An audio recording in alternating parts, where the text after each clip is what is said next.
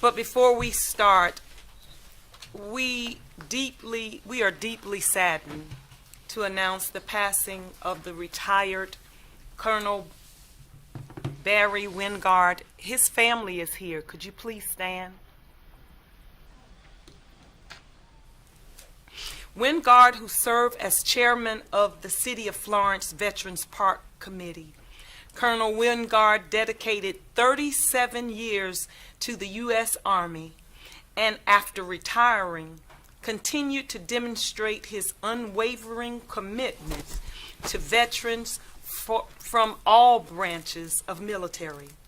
He assisted the city during the development stage of the park and then served on the City of Florence Veterans Park Committee for 15 years, holding the role of chairman throughout his tenure. Colonel Wingard played a key role in organizing the annual Veterans Day ceremony at Florence Veterans Park, which we just celebrated. He was also instrumental in raising funds for the park monuments and ensuring that the park stands as the lasting tribute to the men and women of the U.S. military.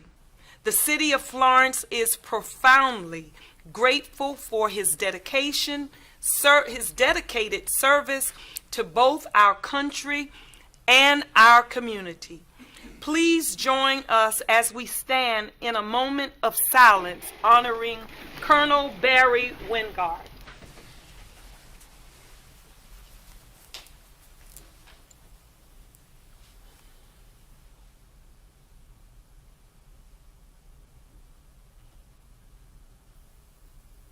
Thank you. We will now have our invocation. By Pastor Kelsey Goodson from Strong Tower Church. Amen. Will you join me in prayer? To our loving, caring, and sharing God, thank you for this opportunity provided us to stand and agree in prayer for our city and our city leaders. Father, I ask first that we all humble ourselves and do the simple instructions of your word, treating others just as we would want them to treat us. Don't allow selfish agendas, prideful pursuits, and the push for power, position, and prestige to overshadow the love of our fellow man. It's only by you, God, that the City of Florence was purposely placed on Interstate 20, midway on Interstate 95, and intersecting a cross point, allowing Florence to connect all throughways. Your word said they will come from the east and the west, from the north and the south, and sit down in the kingdom of God.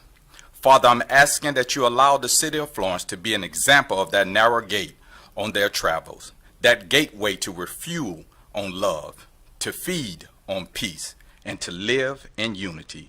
This unity must start from the top, and it will flow to the least of us.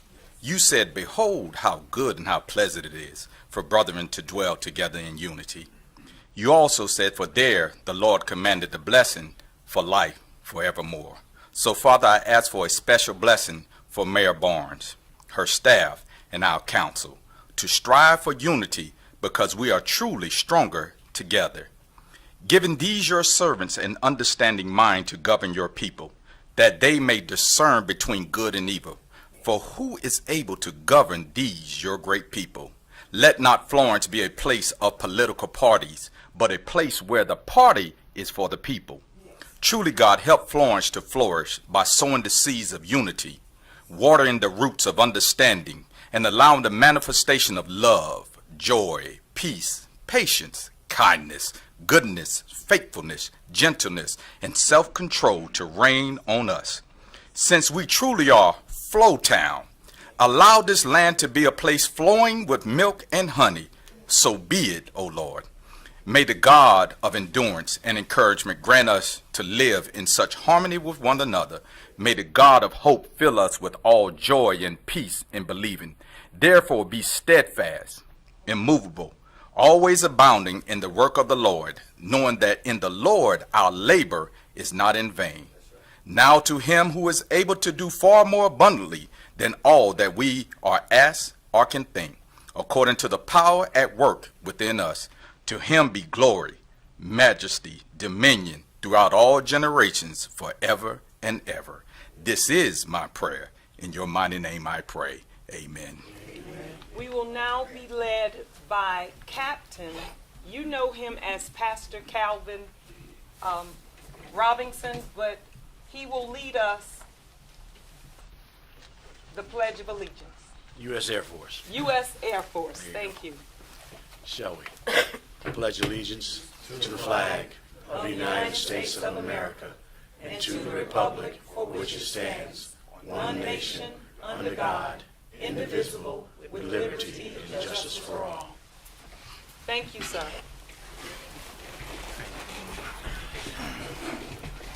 Wingard family, we thank you all for coming. You all are welcome to stay, but anytime you feel the need, you could leave. Thank you. Thank you. And we are praying with you and for you. So as they leave, just so that you all know, I've changed some things up a little bit. Our prayer will be done with our faith-based community, and our Pledge of Allegiance will be done for officers who served our country, and that will be a change on our agenda.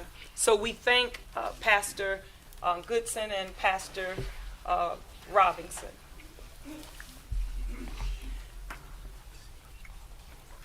Next on our agenda, I have before us an addendum to the agenda, Council.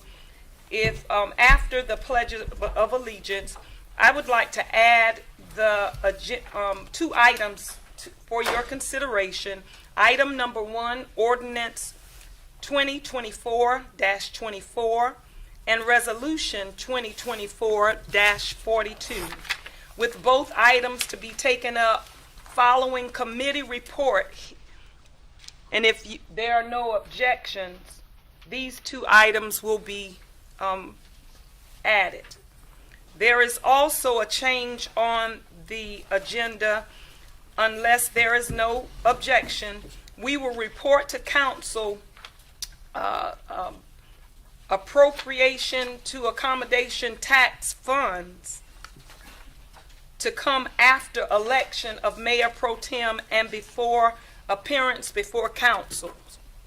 Hearing no objection, that item is moved.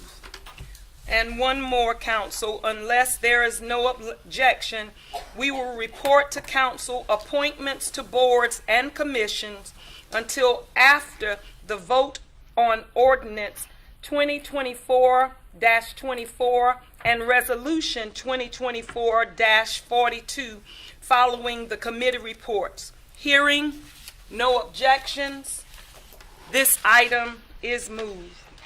Thank you so much. We are now at approval of minutes. So, Madam Mayor, Yes. if I just might, this is Ron Scott speaking, just as a point of order, it'd be probably most appropriate just to vote on those amendments to the agenda with respect to adding those So items. move. Second. Okay. These are the two amendments. These two amendments, it has been voted on and properly second. The ayes, all those in favor? Aye. Opposes? The ayes Point have of order. We're opposing moving. moving it and not just voting on it, right? No, we're not voting on it. Okay, We're we're just just- moving. Gotcha. Okay? Okay. Now we will have, I think we will have honors and recognitions. Did we do approval of minutes? I'm sorry. So approval of minutes. So move. Second. It has been properly moved in second. All those in favor? Aye. Any opposed? The ayes have it. We will now come to our honors and recognitions. Madam Mayor, members of council, it is our customary duty to honor and recognize our employees who've given a number of years of service. We first had Ledrick Gibbons, 25 years in the financial. I would ask all of council to stand so you will be in the picture as well.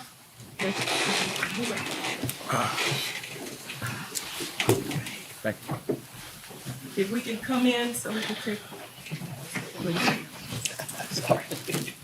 We got Linwood F. Gibbons, affectionately known in the finance department as Mr. G. He began his career with the city on November 15th, 1999 as the manager of the utility finance division. On December 17th, 2012, Linwood became the purchasing agent. As a 25-year career employee, Linwood has a wealth of institutional knowledge and does not mind sharing that knowledge along with city history. Linwood once said, "Everyone does not have the opportunity to work for their hometown. Therefore, I count it as a blessing to represent the city of Florence. I take pride in being a part of the transformation and growth of the city. We are proud to have you not only as a city employee, but as a finance department employee." Coach.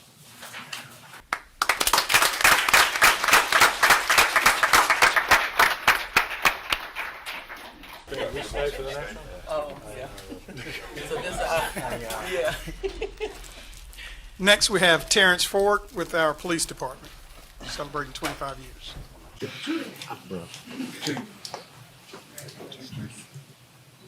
Captain Terrence Ford, we're recognizing him for 25 years of service. Captain Ford came to us in November of 1999, straight out of the United States Navy. All right. And as an old Army guy, I don't hold that against him. Nor do I make any jokes about that. Subsequently graduated from basic law enforcement training at the Criminal Justice Academy in March of 2000. At that time, he was assigned to the Uniform Patrol Division, and in March of 2004, promoted to Criminal Investigations, and in July of 2007, he was promoted to Corporal and moved back to the Patrol Division, so he's moving around a good bit. In April of 2012, he was promoted into supervision as a sergeant in the Patrol Division, and in 2016 to lieutenant and as a squad commander. In May of 2020, he graduated magna cum laude from Columbia College with a BA degree in criminal justice, and in July of 2023, he was promoted to captain, where he became all mine. I put him over the Uniform Patrol Division initially, and then realized that he needed to be moved into the very critical position of support services. Our support services involves our training, all of the training from the police department, accreditation, managing accreditation, property evidence and supply, our professional standards, and certainly internal affairs. And the cops don't want to get, the cops hate getting a call from me, but they hate getting a call from him once. Being over internal affairs, I promise you. After the tragic events in October 3rd of 2018, Terrence, like the rest of us, was deeply affected by that, and he took it upon himself to be involved with the South Carolina Law Enforcement Assistance Program. In that time, he became trained to work with other officers who have been in crisis situations like that. He volunteers his time to do that. He does that here with us. He's worked with me and in a group with that, and he's worked with other agencies. He's on the peer team, and can't say enough about this guy and the job he does and how much he's appreciated in the police department. And he told me that he's looking forward to the next 25 years.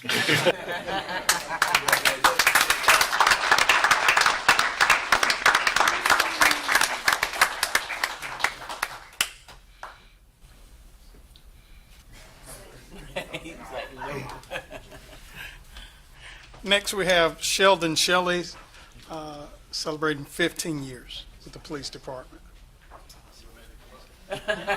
Come on. You messed up with the capital. We're gonna leave you there. We can't leave you there now. Let me clarify his name, first of all. His name is Sheldon Shelley, but everybody here knows him by Ashley Shelley. Sergeant Ashley Shelley began his career with the Florence Police Department on November the 2nd of 2009. In February of 2010, he graduated from the South Carolina Criminal Justice Academy and was assigned to the Uniform Patrol Division, like all of us. In September of 2012, Ashley was promoted to the rank of Lance Corporal and assigned to the Criminal Investigations Division. During his tenure in the Criminal Investigation Division, Ashley specialized in cases involving the physical and sexual abuse of children of all ages, which is a very taxing part of law enforcement. Ashley became a certified forensic interviewer, and the work he did was exceptional in this emotionally taxing realm of law enforcement. In December of 2017, Ashley was promoted to the rank of corporal and began investigating cases ranging from property crimes to homicide. He was promoted to his current rank of sergeant in January of 2021 and assigned back to the patrol division as a squad supervisor. Ashley currently serves as the evidence, property, and supply custodian for the police department, where his exceptional organization skills have been vital to maintaining evidence records for the department during our major records management services transition and throughout accreditation. Again, on October 3rd of 2018, I had the opportunity to move into the very hostile situation with 5 guys, and Ashley was one of them. And on that day, I was able to witness unbelievable valor, dedication, and heroism, and I appreciate you.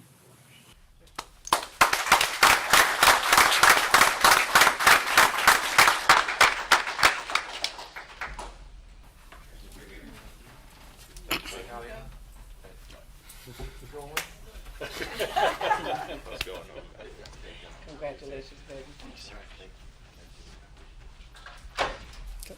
Finally, we have Miss Erica Thomas celebrating 10 years in utility finance.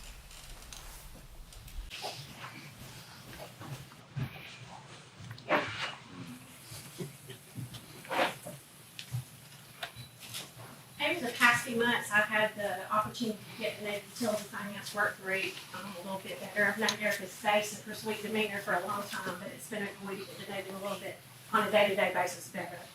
Erica is celebrating 10 years of service to the City of Florence today. She began her career with the City of Florence on November 4th, 2014 as a customer service representative 2, assisting customers in the utility finance office.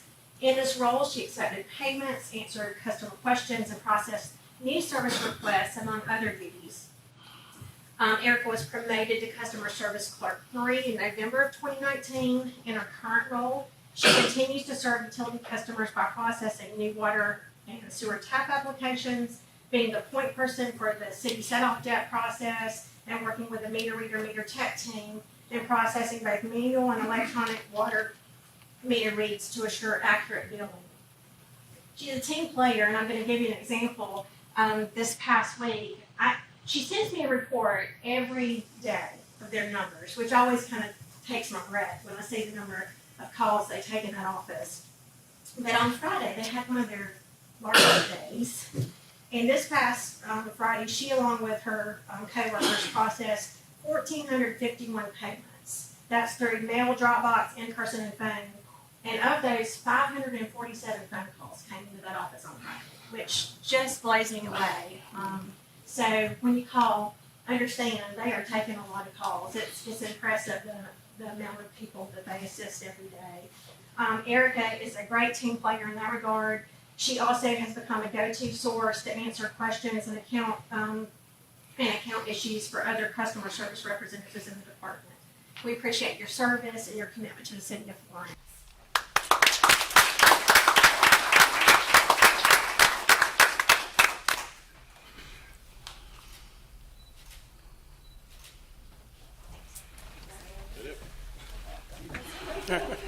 This concludes all the service recognitions.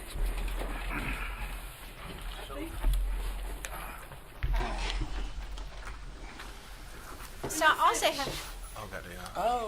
also have the pleasure today to introduce our City University graduates. And if I could, Mayor and Council, just say a little bit about that program. This was our fourth session of City University. We've been doing the program for 2 years, and it has been such a joy to be part of that program, to get to connect with our community and our citizens on a more intimate level. The program, if you are interested, covers all city departments. We went from 6 sessions this time to 7. It's a 7-week program. We've had great participation with every session, and we've walked away from that with connections to the community where individuals are, they know who to call when they have a problem now. They've met all of the department heads, and they've listened to our operations from our perspective and gained a better understanding, I think, of what we do. I really appreciate the interest of all the participants. They have showed up every Monday night for 7 weeks and been engaged, asked great questions, and it's just been a pleasure to get to know all of you and be part of that process. So thank you for participating. And I will call out each name individually. If you would, when you come forward to get your certificate from Mayor Barnes, if you would stay up front, we're going to do a group picture once everybody's name has been called. Dina Broach.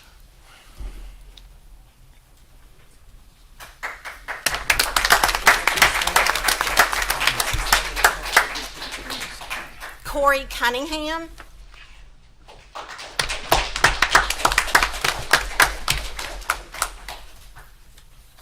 Randy Evans.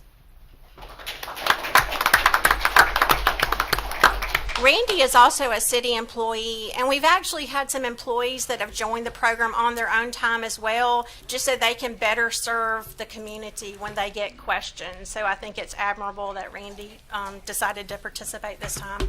Megan Godwin.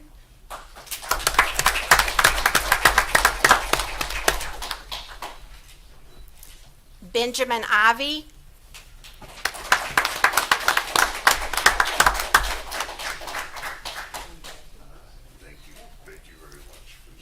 Monica Lamastus.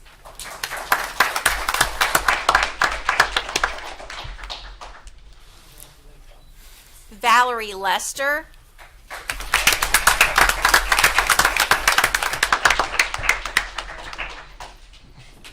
Janet Matherly.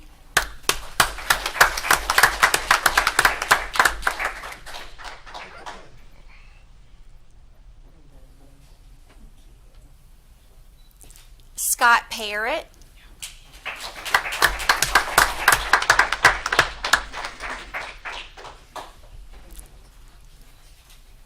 Gina Tanner.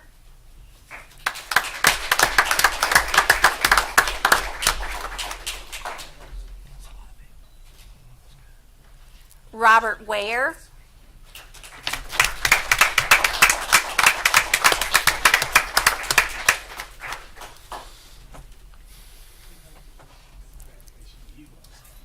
Shelley Williams.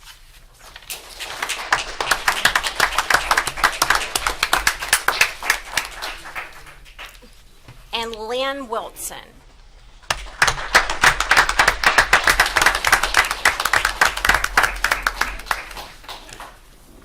So we're going to have to try to come in, council, if y'all can stand by beside us. Congratulations.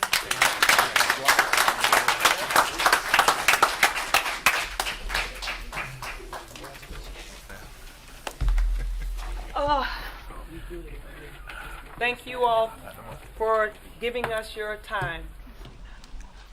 Next on the agenda, we have election of Mayor Pro Tem. And I would like to move that we elect George Javali as Mayor Pro Tem by acclamation as Mayor Pro Tem.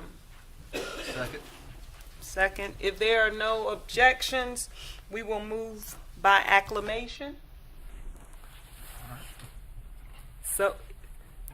So it is. George, Mayor Pro Tem.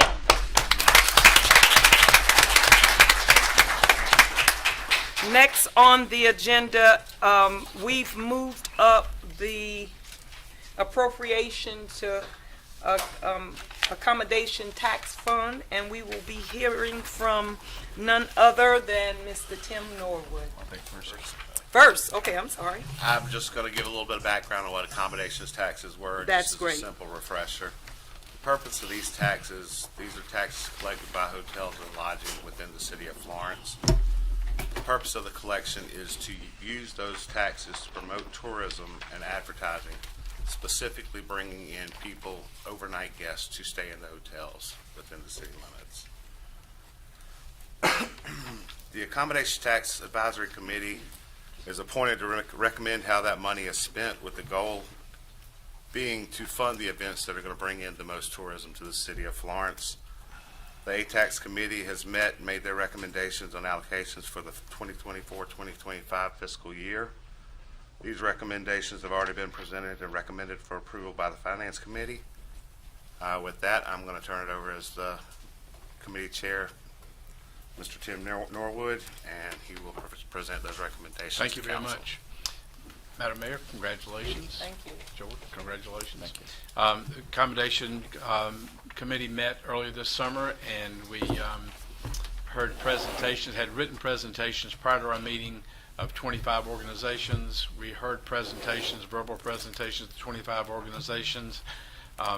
They requested a total of $1.5 million. We only had about 830,000 to be able to distribute to those organizations, which we did. And after hearing all their requests and how they could put increase more accommodations by heads and beds, so we're presenting the. I think y'all all have the amount that we're presenting by organization, and that's what we would like to present based on our committee meeting, and which is a total of $830,000 split through 25 different organizations. If it's appropriate, I'd like to make a motion to approve. Second.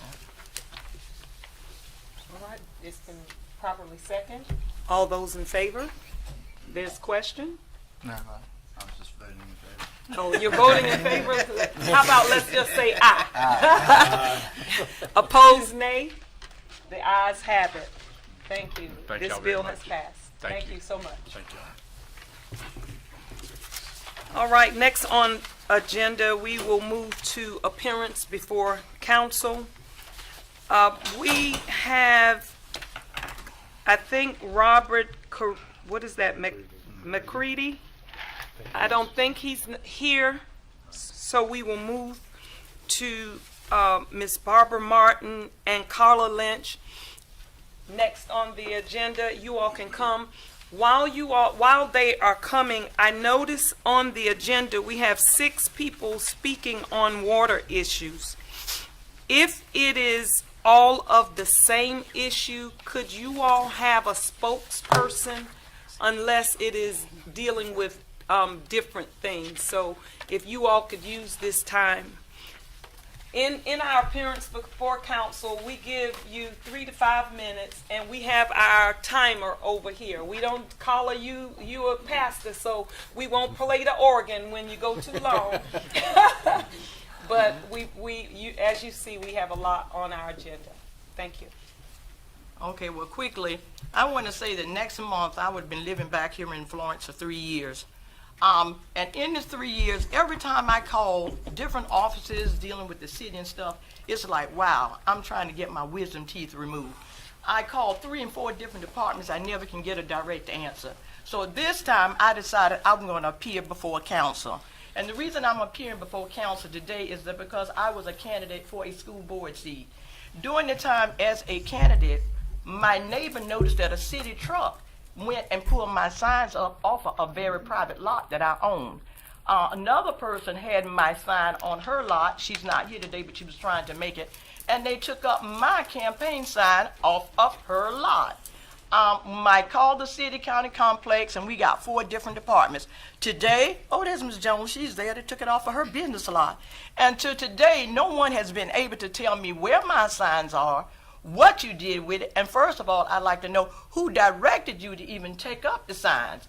That's another question that I have, because I think the city has a whole lot of other problems they need to resolve besides picking up campaign signs off of my private lot, taking them somewhere, and nobody has said anything to me as to where they are. The signs cost money. And so if we pay money, we're campaigning. And I'm going to say this is because two of the departments said, well, maybe they were in the right of way. But what does the right of way have? I'm not throwing puns here, but when we had the mayor race going on, signs were everywhere. The town was littered with them, the streets and everything. So now I didn't ever see anybody taking up signs and never heard any talk about it. I decided to run. The next thing I know, my signs are disappearing. Now I could have seen if other signs beside mine were disappearing, but I just noticed that they only were mine. And so that's something that I'm bringing before the council about the signs and bringing this to you, because also when I decided to campaign on the day of election, because this falls under the jurisdiction of the city, several police officers were called to every precinct on just my people that I was campaigning for. The officers were not polite. They didn't write. They came out. They did not arrest anyone. But because I did not want any trouble with them, because people that campaigned for me had PhDs, master's degrees, and bachelor's degrees. So therefore, we were adept. We knew what we needed to do in order to campaign on the day of. I know that it is an anomaly here for candidates to campaign on the day of, but the officers did not know the rules. They did not know that it was my constitutional right that I could campaign on the day of election till 7 p.m. Therefore, not wanting problems with your officers, I shut my campaigning down, because where I came from, everybody goes hard on the day of voting, because when you're at the polls and you pass out your work, people who have not decided who they want to vote for will see you and they will vote. So therefore, I lost votes based upon all of those things that happened. I am not being facetious. I'm not angry or anything like that. But I think this is something that the city council needs to be aware of. The city needs to be aware of, because when we call on the telephone and everybody give us a runaround and we don't say anything, hey, it's lost. Go ahead, Carla. I yield to you. Hey, good afternoon. My name is Carla Edie. I had the same thing happened to me as well. And so I just wanted to know, why is it that it's only certain people's signs that got picked up from off private property and stuff like that? That's my only questions. Madam Mayor, we'll get back with you all on that. No, Yes. I'm giving them opportunity Oh, okay. to say something. It looks like everybody wants to say something. Huh? Okay, so Councilman Call said he was first. Thank you all for coming here. Offering yourself for public service is a great ordeal. And thank you for allowing yourself, for the public to hear your ideas, to vote. I would say this: fortunately, I was lucky to not have an opponent in 24. But in 2020, I did run, and I had hundreds of signs. I had the same exact issue. Where my campaign signs was pulled up, and I thought I was like this know-it-all lawyer. In actuality, I thought that all my signs were in the appropriate place, and sometimes it was in the right of way. Then the second thing, some of the bigger signs I had, I did not know that it was a square footage limit. So I brought these big signs, and I didn't know that they could only be no larger than 3 by 5. So I wasted thousands of dollars not knowing, the maximum of allotted amount of size for the signs. But I will say this: I had hundreds of my signs picking up, but I know to go get them from McCurdy Road. Would you ever go to McCurdy Road? No, I have no idea anything It's to the do sign with the graveyard. No, I'm talking about signs that was on my private lot that people saw the city truck pull up and picked up my signs. I read all the instructions. I also made sure that I read everything to make sure that I would be in compliance. That was the one thing, because I'm new coming back. I'm not new to Florence. I was coming back to Florence. First time ever running for, a seat of anything here. So I had to make sure that I read everything and make sure that I was in compliance before I start. So I was in compliance with my signs, but I'm just only talking about the city people taking them up. That's it. Yeah, and it's the same thing. So I think everyone, not everyone knows, but the signs are at McCurdy. Were you able to go to McCurdy Road to retrieve your signs? I don't know anything about McCurdy Road. And see, that's the thing. When I called 4 different departments, if such was the case, they should have told me that. I wouldn't have to come here to you all and ask that question and talk about it. Yes, ma'am. That's what I'm saying. The people that we pay to work for us in these positions, they should know this. Councilwoman Neesmith? Yes, trust me, I do know that too as well. I thought people were picking up my signs, and they were at the graveyard. I thought I knew as well. This is not in the right of way. This is not here. But even on private property, it doesn't extend all the way to the street. There's still some right of way, even on private property. So I had to learn too, and trust me, I got plenty of signs from that graveyard off of McCurdy Road. And that's where they take all the signs to if the city picks them up. So you can go get them. It's not lost. I've had to go pick up signs and then put them right back They're not any good out. to us right now. Huh? They're not any good right now. I know, trust me. It was an ongoing thing, so I had to go pick them up and put them right back out in different places. So there is such a thing, and we do call it the sign graveyard because that's where all the signs is. And when you go there, you will see everybody's signs, a whole bunch of signs. It's not just yours, it's not just ours. It's marketing signs, it's real estate signs. They're all kind of signs, just not campaign signs that are there that the city picks up on a daily. And I'm sorry, so sorry that this happened to you guys. And again, I thank y'all for running and giving your services for our community. But you're not addressing the issue concerning private property. I thought anything that you put on your property, as long as it's on your property, that's private property. That's not city property. City property starts at the line of my private property. So that's what I'm trying to understand, how they have access to go on private property when you pay your tax money. Now, is it on the edge? Was it on the edge or was it No, all ma'am. the way on the property? It Like was on the property. in the middle of the property? It don't have to be in the middle, it was still on the property. Chair recognizes Chipper Smith. I just want to thank you for coming. Congratulations to you for winning. Thank you for running and also having the courage to be a public servant. I think to clarify the issue, though, could I have either the city manager or the city attorney to kind of clarify that actual ordinance that we have in place for city signs?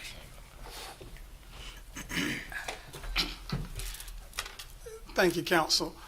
City staff, we have a number of city staff that are signed to pick up all types of signs that's in the right of way. Political signs, and certainly as you discussed, most of you dealt with that when you're running. The issue oftentimes is what is the right of way? And there's the edge of pavement, and then the right of way can extend anywhere from 5 to 20 feet on up, and sometimes even further, away from that edge of pavement. So anything in that, oftentimes you look at utilities. If you have a utility pole there, that's in the right of way. Your water meters in the right of way. Those things are good guidelines to kind of show you where the right of way is there. And that is public property there.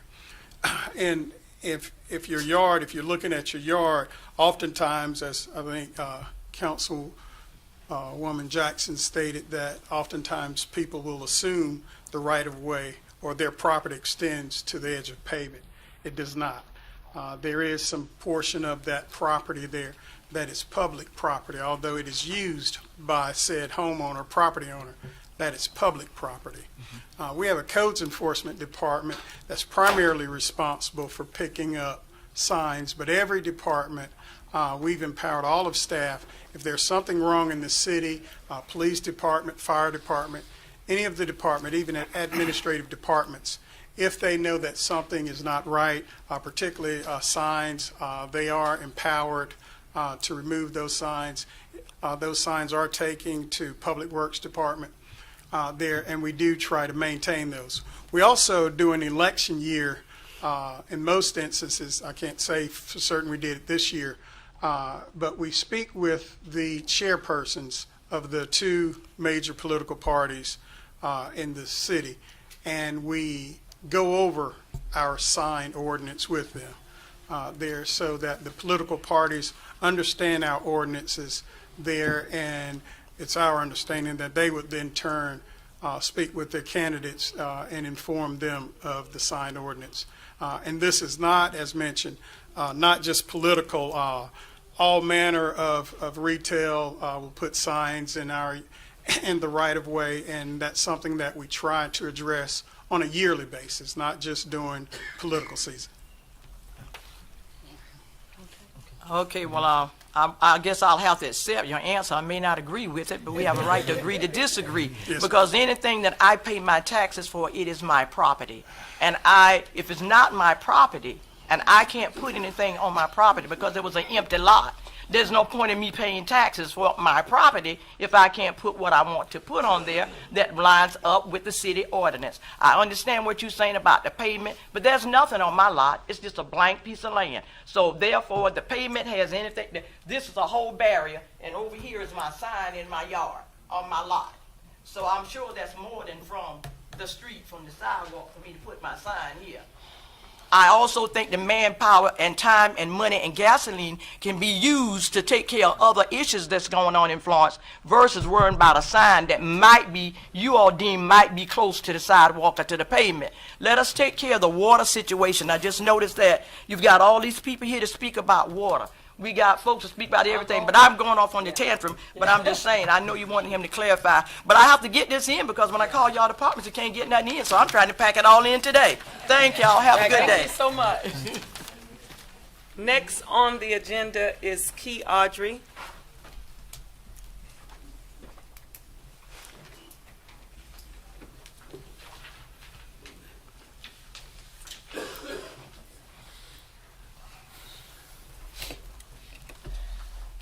Good afternoon. Good afternoon. My name is Key Audrey. Before I go down this tangent about what I'm about to say, I want to welcome, congratulate you, Madam Mayor, as well as you too, George. I represent a company called USA Alliance Hub. And what we do is we connect with the youth, community leaders, to train and do workforce housing. We connect and bring everyone together to be able to develop properties for the citizens of various cities. We really believe that we can build a community with safe and secure housing for the citizens of these various cities. Now, we really work with a lot of what we call supportive services. Supportive services being people with any kind of special conditions, anybody with any kind of disabilities, veterans, people of those nature, folks who are needing affordable housing.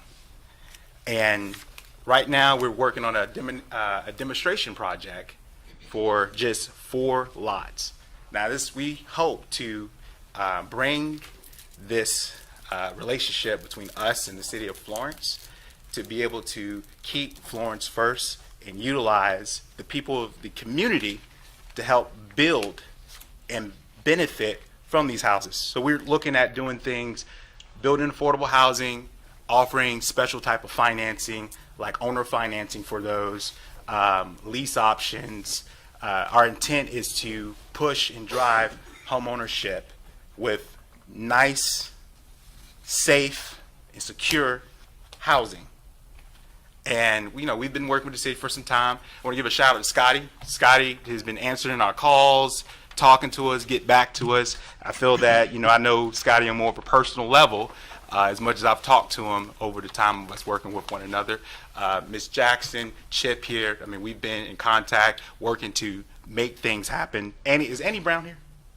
No, Annie Brown, as well as Jerry Dudley. We've been working and just kind of keeping this vision alive. So this is actually, it's not us, ma'am, your concern was real.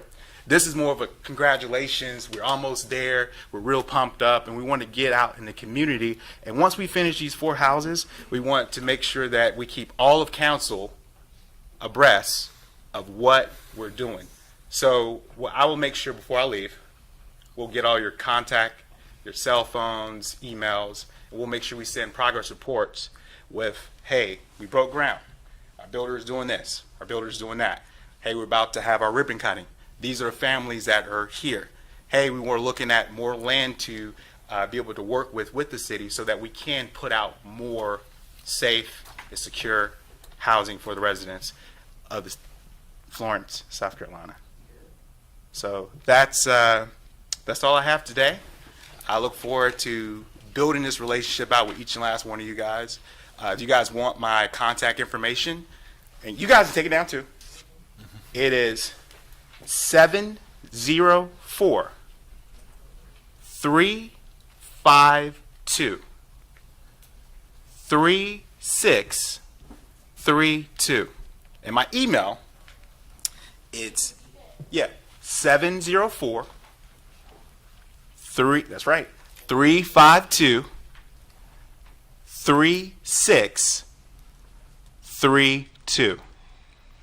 My email, you can email me at KEYWAHEXINC.com. So if you guys want to shoot me an email, some things going on, we really are excited to get the youth involved as well as the community leaders, figure out how we can build Florence and make sure that we keep Florence first. Thank you. Thank you so much. Council, anything? Okay. Thank you for that.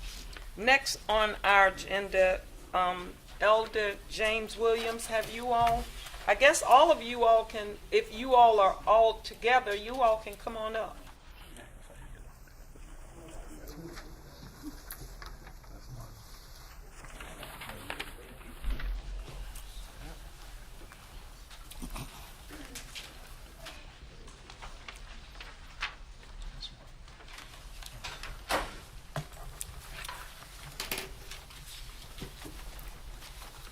Good morning. Good morning. Good morning. I'd Good like to. afternoon. Good afternoon. And I'd like to as well recognize you, Madam Mayor, Thank you so much. and you, Mr. George, and the rest of the council. We are here this morning, I particularly, as president, as state president of the Racial Justice Network, and as a citizen of the community. We have a conundrum. We have been banging our heads against the wall talking to the county, and all we hear from them is that the city is responsible. And in the interim, we have people suffering. We have people that are being hospitalized for drinking water that is contaminated. There's an excessive amount of rust in the water, and what used to be considered as a reasonable and a good source of water is no longer in existence. The groundwater now is almost non-existent because... Excuse me, Elder, are you referring to well water? Yes. Okay, just not city water. You were talking about well water. Well water. At different homes. Yes. Okay, thank you. Yes. But I understand that they're having problems with the city water too. So Just trying to be clear. I just want to make sure nobody was hospitalized for drinking our water. Just trying to be clear. Yeah, but see now, that therein lies the conundrum. You want to specify that none are being harmed by the well water, but see now, we're being taxed, and in that taxation, the county is responsible for providing us water. But then here comes the conundrum. They've sold you all the system. We are exploring everything from a citizen's lawsuit, federal lawsuit, to try to get to the bottom of who's actually responsible, because now we feel as though there's taxation going on without representation. We don't have any say. We're being charged more for water. The few citizens out in the rural area that have city water are being charged more. And not only that, the tap fees are excessive. there is a few $1,000s to try to tap on to water. That's ridiculous. There needs to be a coming together of the two councils, really, to resolve this issue in a manner that would show deference to the people that live in the area. There is a lot of suffering going on. We had a woman that was supposed to be here, but she had a few issues this morning, but she was going to bring a jug of her nasty water. And she was going to bring her clothes that when she washes, her clothes turn orange. And she doesn't have any other options. These are the things that people are being confronted with. And all of the time getting tax notices and being taxed on a regular basis and not receiving any of the benefits. So I guess our question is, what are you planning to do about the water situation in the rural area? Because I'm here talking for the people from the Metaprom area, but there are people in the total rural section of Effingham that are being affected that just aren't here today. But believe me, we intend to try to get in touch with them and get them involved, because I've heard that the squeaky wheel gets the grease. We intend to be the squeaky wheel. That's right. And with that, I'll let someone else. Thank you, Elder Williams. My name is... Before you get started, can I get, Scotty, can you come and address what has already been stated? I'm sorry for cutting you off. That's fine, man. Sure, certainly, Madam Mayor. I was trying to write down a few of the statements that were made. One statement was about taxes. The water system, whether it's City of Florence, Florence County, it's an enterprise system. So you have two separate systems in government. You have a general fund. Those are taxes. That supports our fire department, police department, planning department, those things. In an enterprise fund, it's user fees. It's based only on user fees. Taxes aren't associated with that enterprise fund there. So in a water situation, whenever a municipality owns water, the fees generated pay for that water, not taxes. So those are two different things there. If you look at what is being asked in the Metaprong and other areas in rural Florence County, I think it's important to note what occurred and how did we get where we are. Just real quickly, in 1984-85, the City of Florence created with Florence County a service area showing which areas that the City of Florence would serve that's in the county. Since 1984-85, we've increased that service area, and it's certainly continuing down to Lower Florence County now. And again, those governments at that time made that agreement. And around 2002, the city purchased Florence County's water system there, with the understanding that the City of Florence would run water in some of those areas if it's economically feasible. We've done an economic feasibility analysis, and we continue to do that in areas outside the City of Florence when we're extending water. That feasibility analysis states that it has to pay back whatever the cost is to run those lines. Those service fees will pay back that amount over a 20-year period. If we don't, if it's less than one, if you will, if we won't pay it back over that 20-year period, we have two options. One, we turn it down, or two, we provide that information to Florence County, and they can, and sometimes they've chosen to use their infrastructure funds to make that feasible, and we then run those lines. We also set aside some funds for those matters there, and we meet with Florence County on a regular basis about these requests. There's a discussion about charging more in the county for water and tap fees. That is a true statement. The city that certainly charges more in the county as opposed to being in the city for a number of reasons. One is the densities in the city is much higher. We have a number of residents. If you're running a line in the county, oftentimes houses are spread out further, so you have less people on that line. And if you're running that same line in the city, you have a lot more people on that line, so it's paying for itself quicker. So that's one reason. The other reason is in the city we have an ordinance that you are required to tap on to water and sewer. If you do not tap on, you will be charged. That's a requirement. We have an ordinance that requires all city residents to be on water and sewer.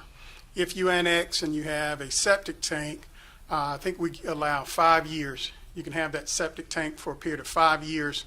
Afterwards, we will start charging you the cost for septic or for sewer services in the city.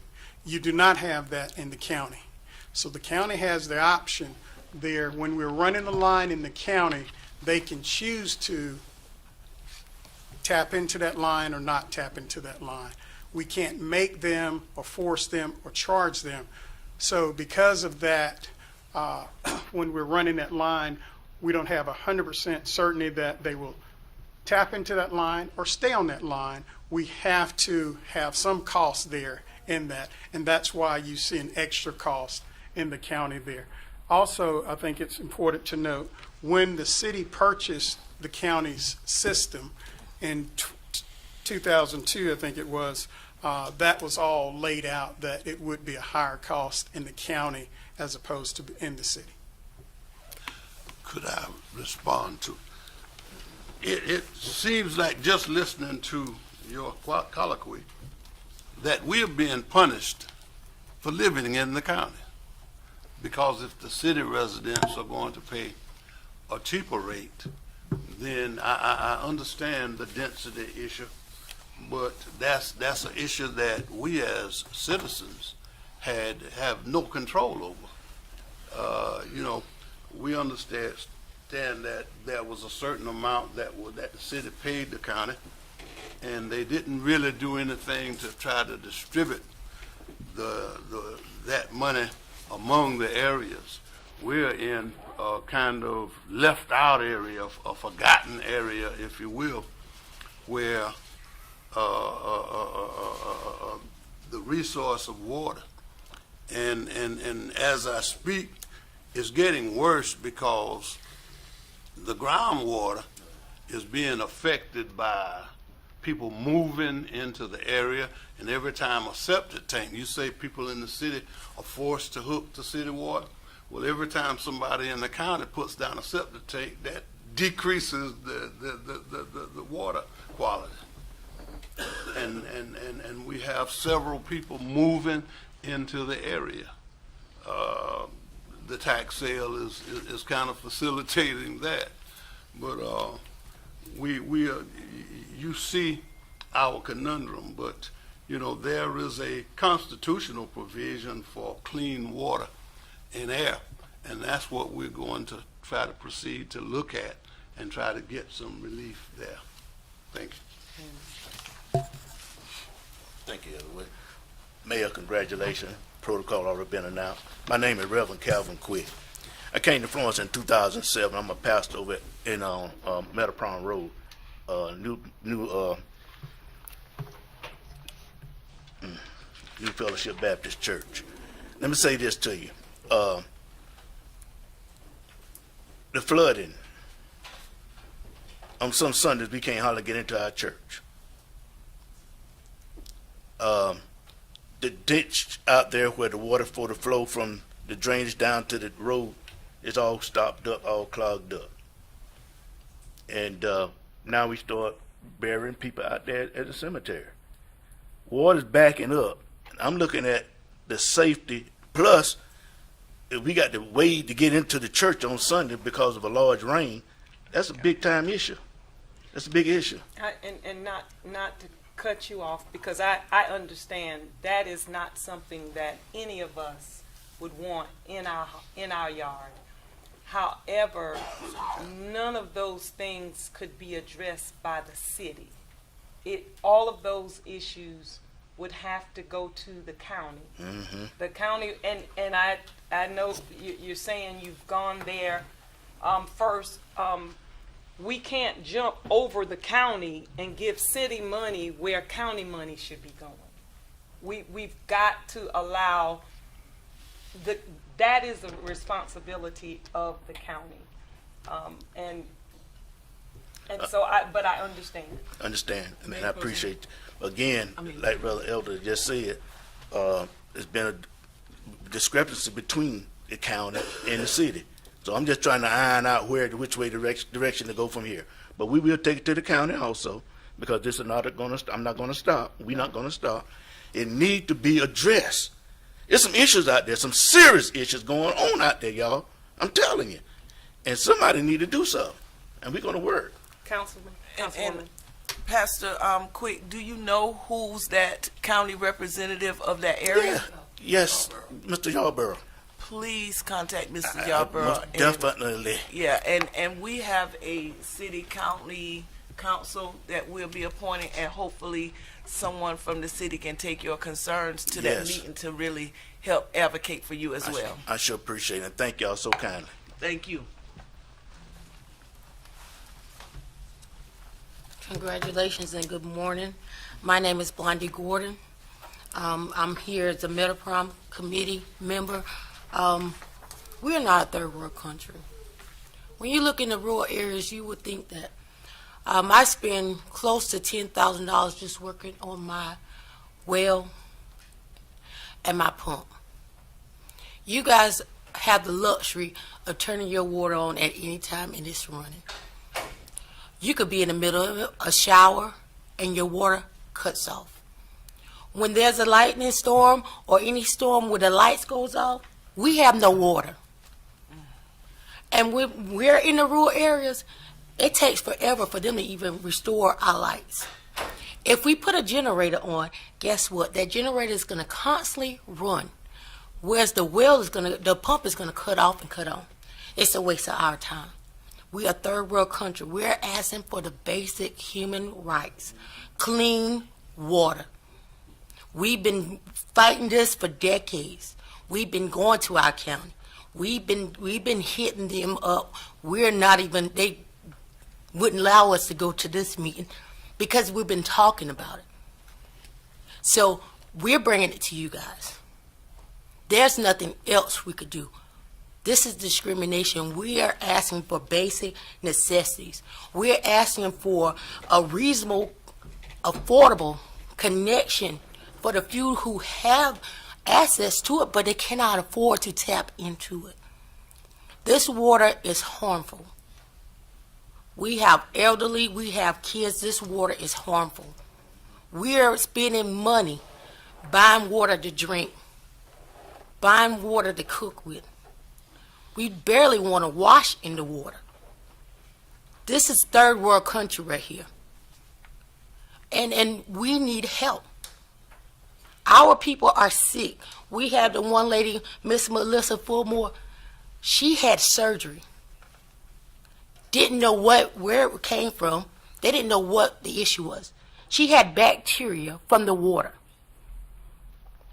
This is Florence County. This is not Africa. This is United States of America. We expect clean water. This is basic necessities. This is not a Democratic, Republican, nor independent issue. This is basic human rights. And that's what we're asking you for. If you're over our water, we're asking you to come out.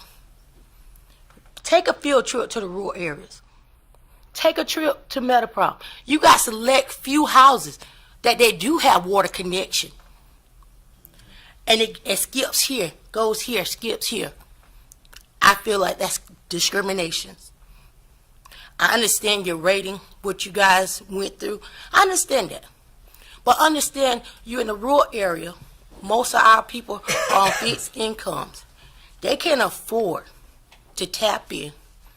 They can't afford the medicine because they're getting sick off the water. So what are you going to do about it? What are you going to do about it? We come in as a community. And if we're going to keep knocking on this door, what are you going to do about it? This is what you can handle. Now, you say go to the county with all these other issues. Yes, we've been going to county with a lot of other issues. But this is something the city of Florence can handle, our water issue. Now we're knocking on your door. So we're not going to be a stranger. We're going to constantly knock on your door so we can get our basic necessities. Thank you.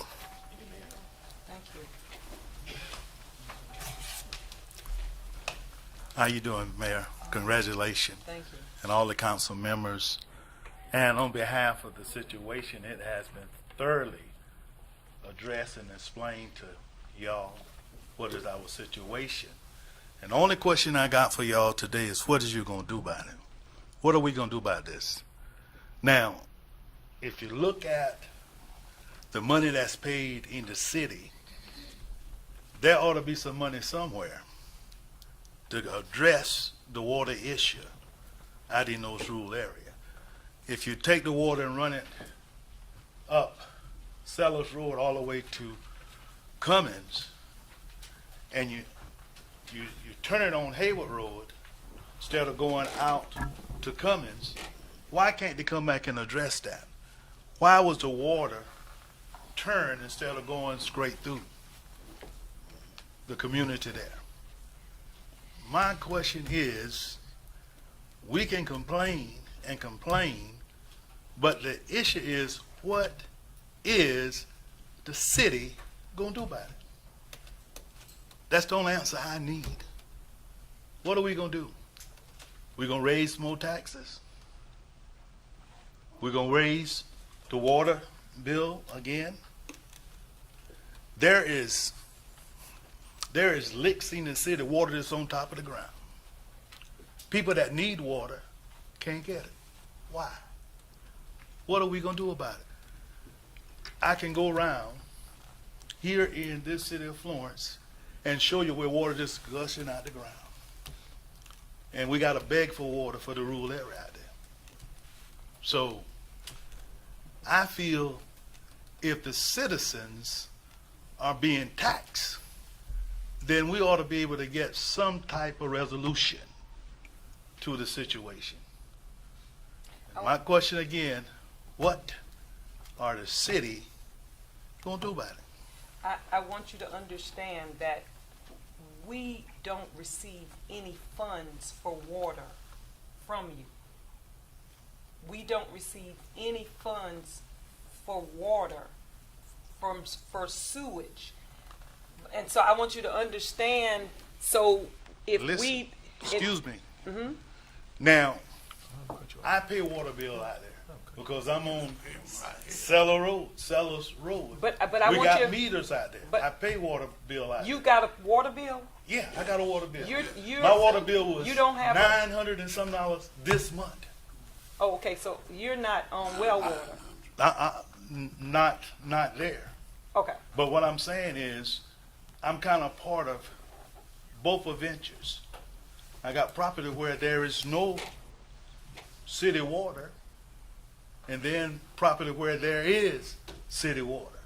So I can share the emotion and the heartbreak and the pain that these people are going through because they took the water up Hayward Road and turned it to Sellers Road, and they was denied water because it didn't go straight through. Now, the county could have done that, but now, since the city is the big boy, then I think the city should look at that. Chipper Smith.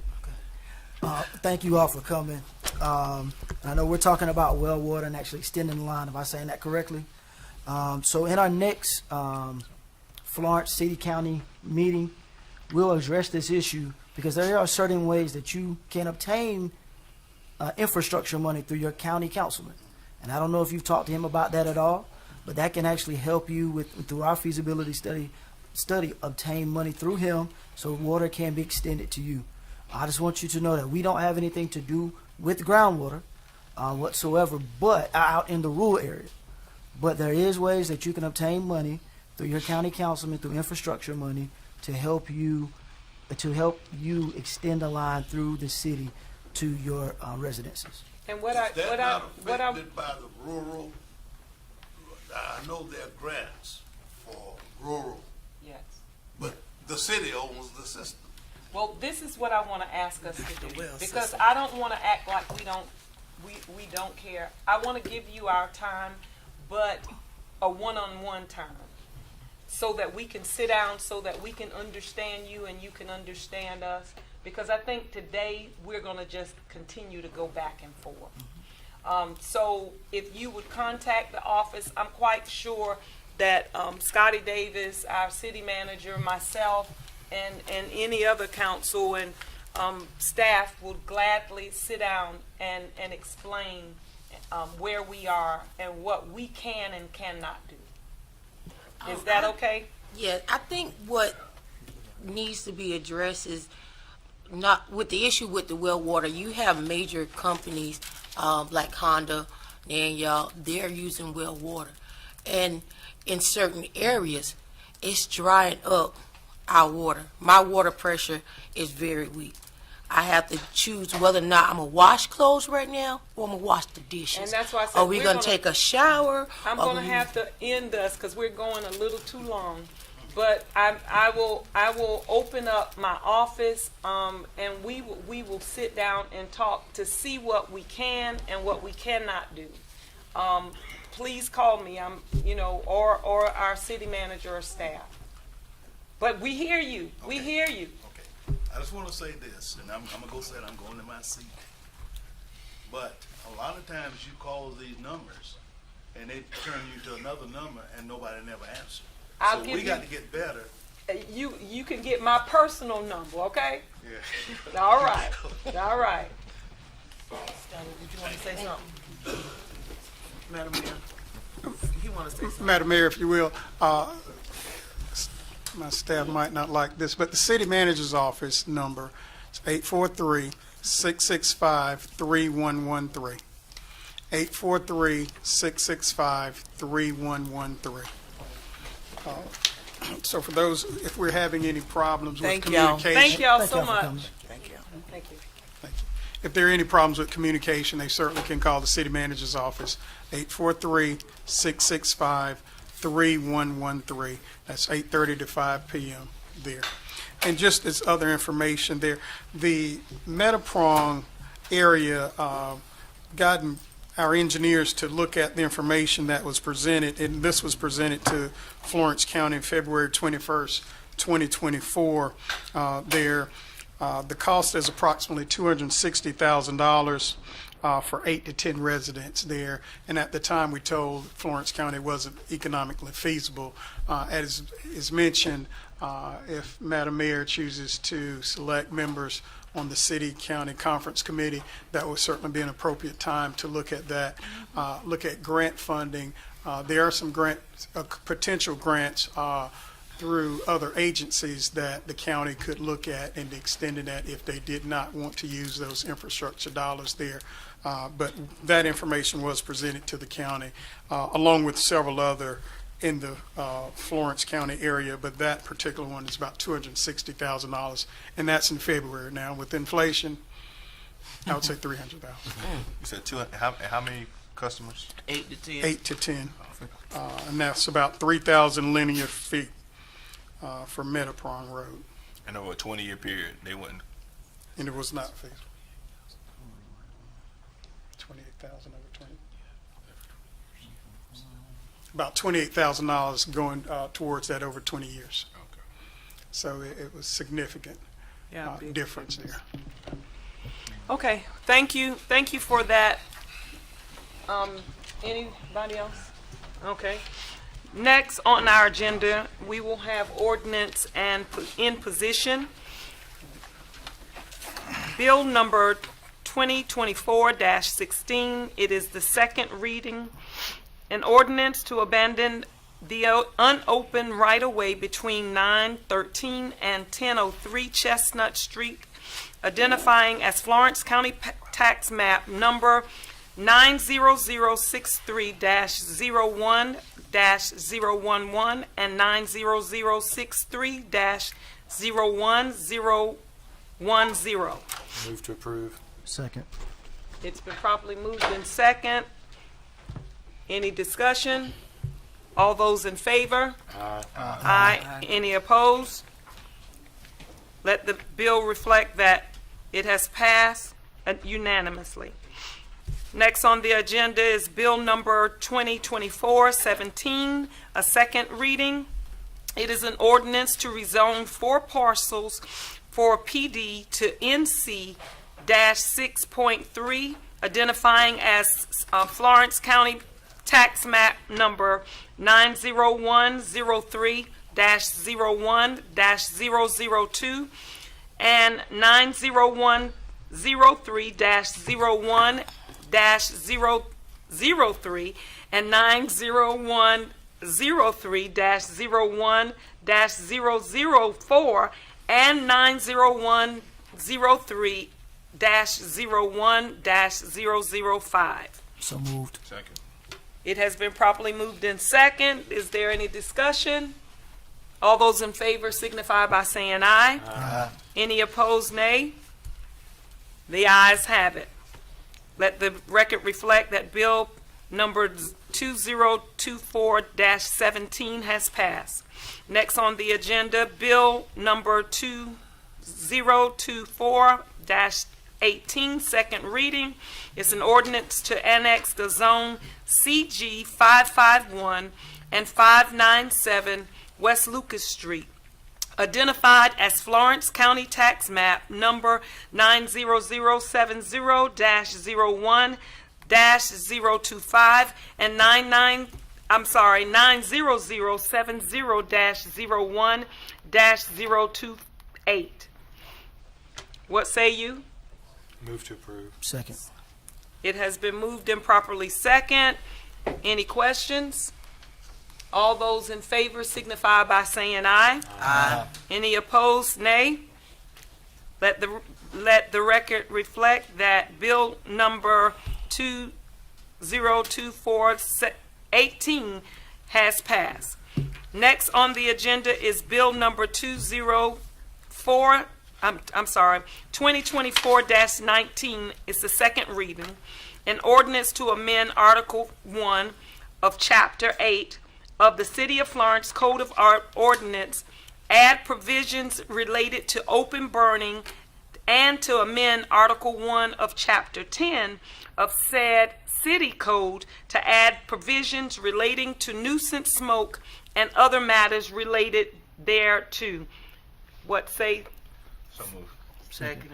It has been second, and any questions? All those in favor signify by saying aye. Aye. Opposed, nay.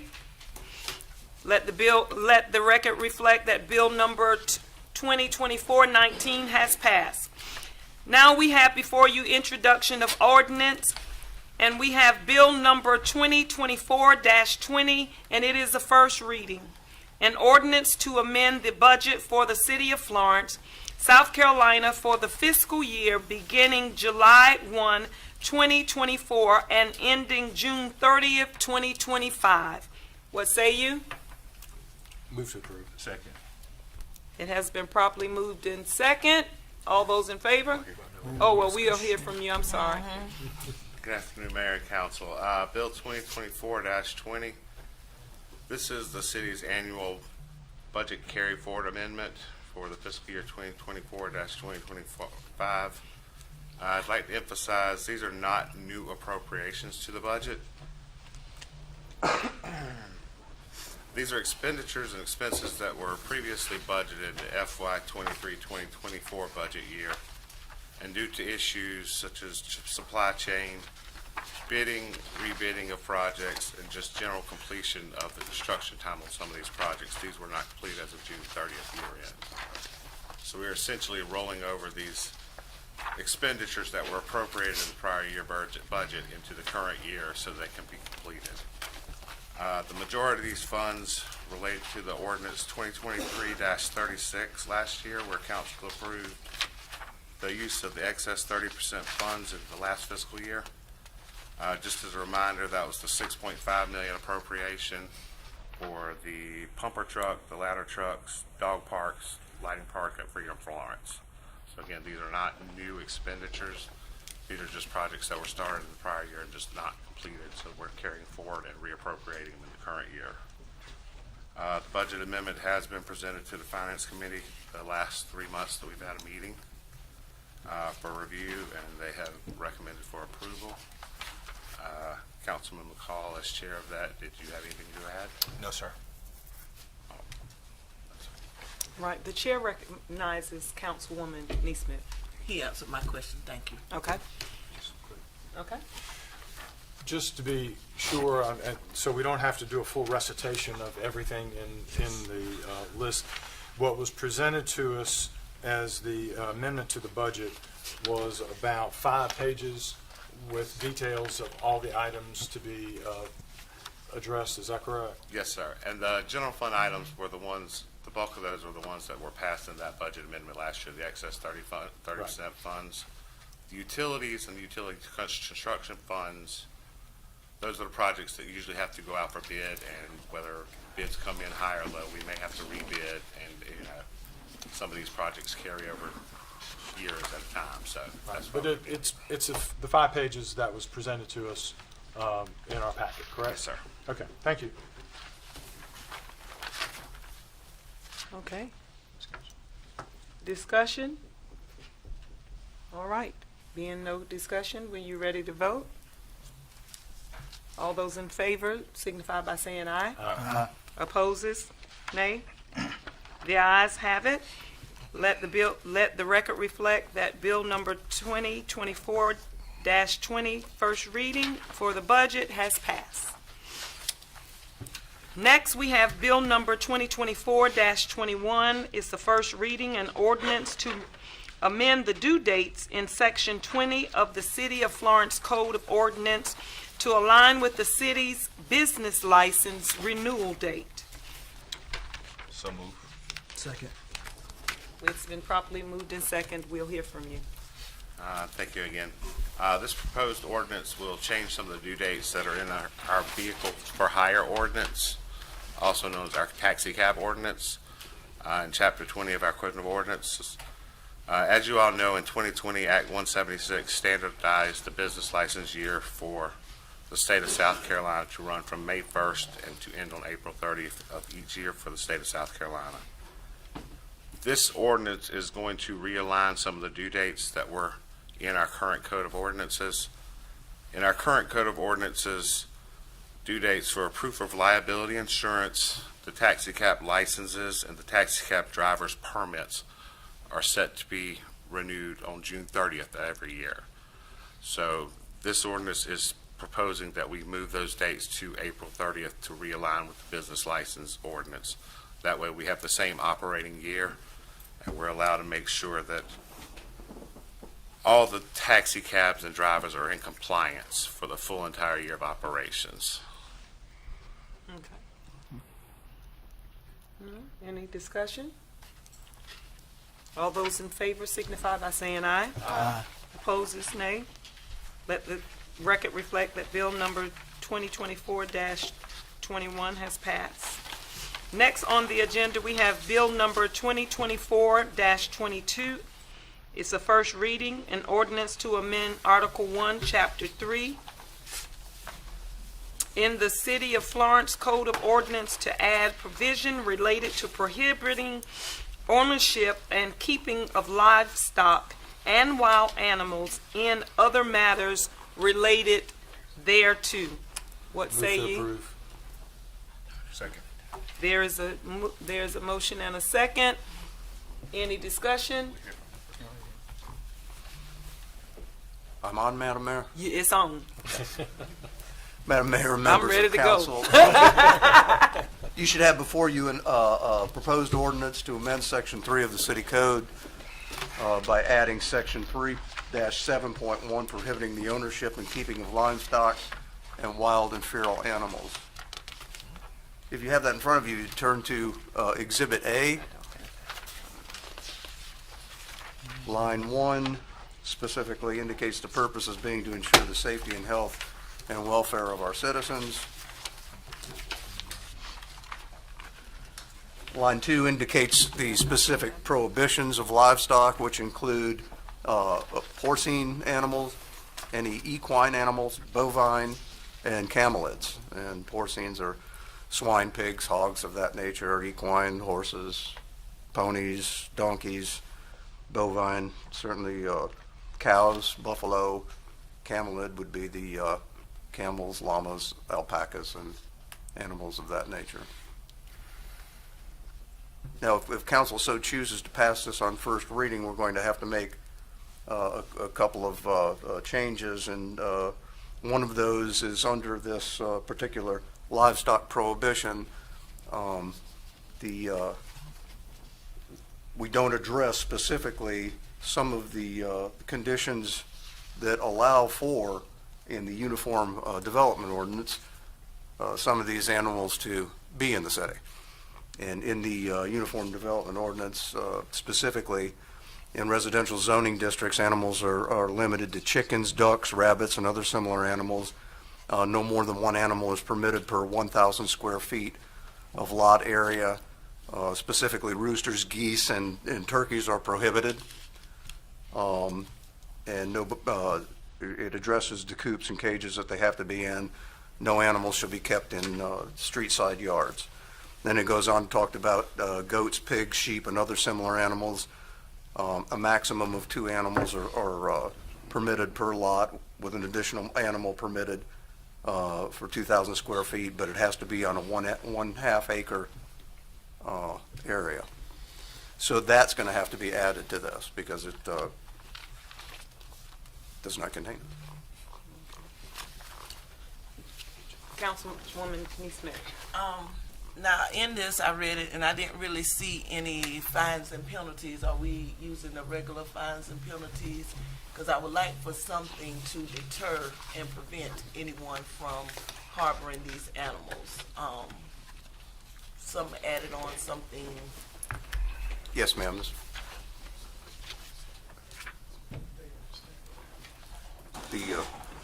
sorry. I was just going to say, Madam Mayor, members of council, standard penalties for violations of the city ordinances would apply just as any other ordinance. Is there any way we can increase to deter these folks? Because we know we have this going on in our city right now. And is there anything that we can impose in addition to these wild animals to kind of deter? We can't. I don't believe you can beyond the standard penalties for ordinance violations. I mean, you can look at certain options related to civil penalties that are different, but I believe the most appropriate way to address it would be an ordinance violation, just as any of your other city ordinances that would have fines imposed related there too. Okay. So we can increase some civil fines or something? Well, I was saying, trying to get the microphone right. Gotcha. With respect to that, the process of fines as established for your existing city ordinances, that would be the appropriate way to address penalties.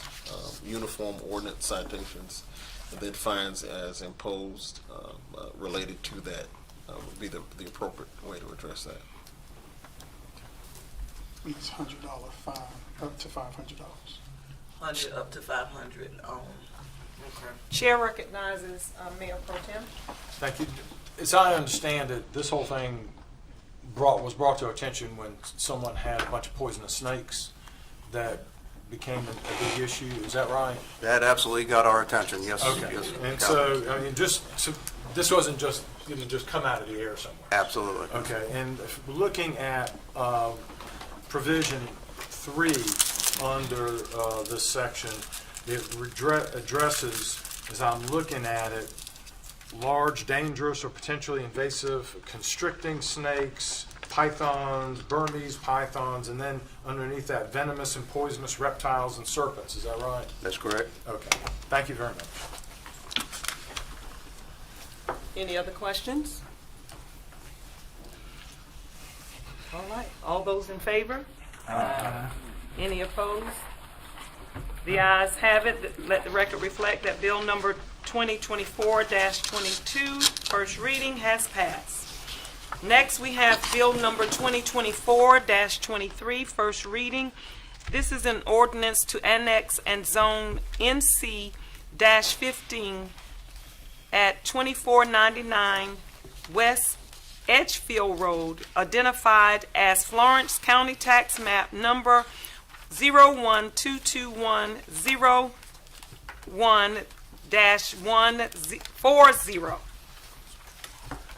Thank you, Madam Mayor, members of council.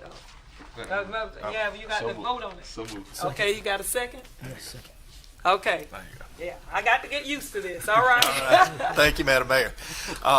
This property is located in the Windsor Forest area. It is an infill lot. It is adjacent to property that is zoned NC-15. It does have a single-family residence on it, and the proposed zoning is NC-15. All city water and sewer services are currently available, and Planning Commission did vote unanimously 5-0 to recommend the zoning of NC-15. And there's a picture of the home there. And that concludes staff's report. Any discussion? All those in favor signify by saying aye. Aye. Any opposed? Let the record reflect that bill number 2024-23 has passed. Next, we have before us introduction of resolutions. Madam Mayor, Yes. the ordinance that we I just- added. Yes. That- 24. that's- I think that was going to be taken up after Yeah, the, after. Committee reports. the After report, the committee. committee reports. Yeah. Okay. And so we will move into introductions to resolutions. Resolution number 2024-39, a resolution to proclaim Friday, December the 6th, 2024, as Arbor Day in the city of Florence. So moved. Second. Any discussion? All those in favor signify by saying aye. Aye. And opposed? Let the record reflect that resolution number 2024-39 has passed. Next, we have resolution number 2024-40. It is a resolution to establish the town of Spruce Pine as a sister city of the city of Florence. What say you? So moved. Second. It has been properly moved in second. All those in favor? Aye. Any opposed, say nay. Let the record reflect. Resolution number 2024-40 has passed. Next, we have a resolution number 2024-41, a resolution of the City Council approving downtown redevelopment grant for third quarter fiscal year 2024. What say you? I move that we take this up in executive session. Okay, this So item, moved. Second it. this item has been, will be moved to executive section. Now we will have reports to council. I believe, Madam Mayor, that the first item A has already been addressed. Yes. And I think B is going to be handled, it will In come exec- after committee reports, if I'm not mistaken. Oh. We moved it down. Okay. So now we will have city manager's report.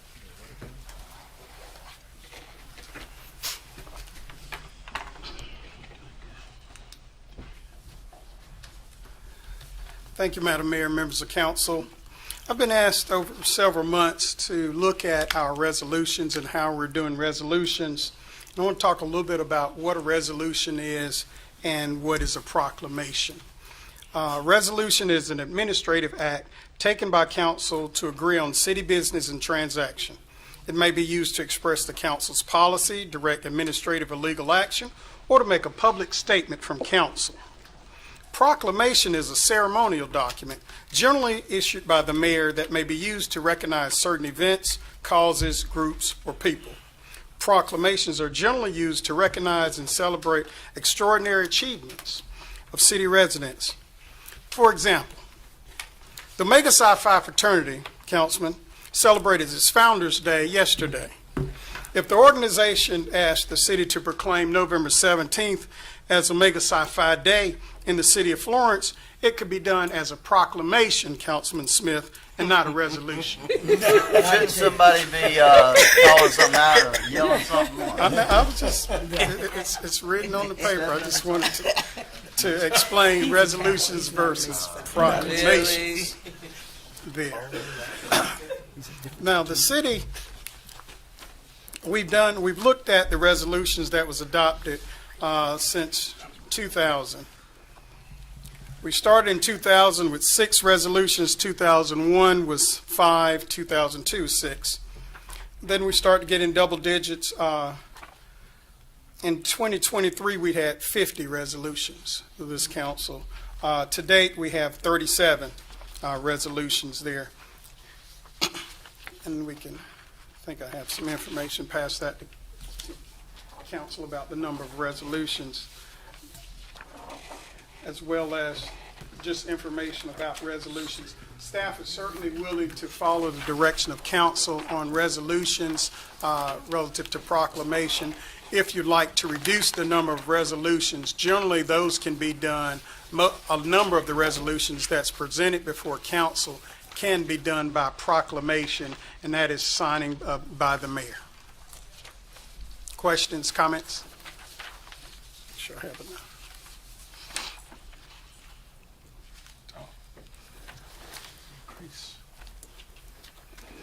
So basically, it increased substantially with the new folks in 2020. I think he's trying to tell us something. I believe he's trying to tell us something. But I do hope that we do listen, and staff and myself, we are willing to do whatever we can to work with the proclamation so that this can be done efficiently. Okay? That concludes my report. Thank you. Thank you. So as my mayor's report, I will just continue with one of the initiatives that I started my my tenure with, and that is Stronger Together. Staff has done a wonderful job of pulling together this video that included us and all of Florence. I am just super excited about it, so I just wanted to show it to you all too. So we'll have a preview of this video. Together in Florence where Jeffrey's Peak flows, different paths unite us, let the love grow. Hand in hand we rise, every voice we share. In this vibrant city, we show that we care. 'Cause we're stronger together, side by side. In the heart of our city, we take pride. No matter our stories, we stand tall. Florence unites us, we'll conquer it all. From Palmetto Street to the parks we roam. Every color, every culture, we find a home. In the warmth of the sun, under sky so blue, we celebrate our differences, it's what we do. 'Cause we're stronger together, side by side. In the heart of our city, we take pride. No matter our stories, we stand tall. Florence unites us, we'll conquer it all. Let's lift each other up, hear the voices sing. In this tapestry of life, we're a beautiful thing. With every step we take, we'll pave the way for a brighter tomorrow, starting today. 'Cause we're stronger together, side by side, side by side. In the heart of our city, we take pride, take pride. No matter our stories, we stand tall, tall. Love unites us, we'll conquer it all. So here's to our journey, hand in hand. Florence, we stand strong, united we'll stand. Together forever, we'll rise, we'll shine. In city of hope, our spirits entwine.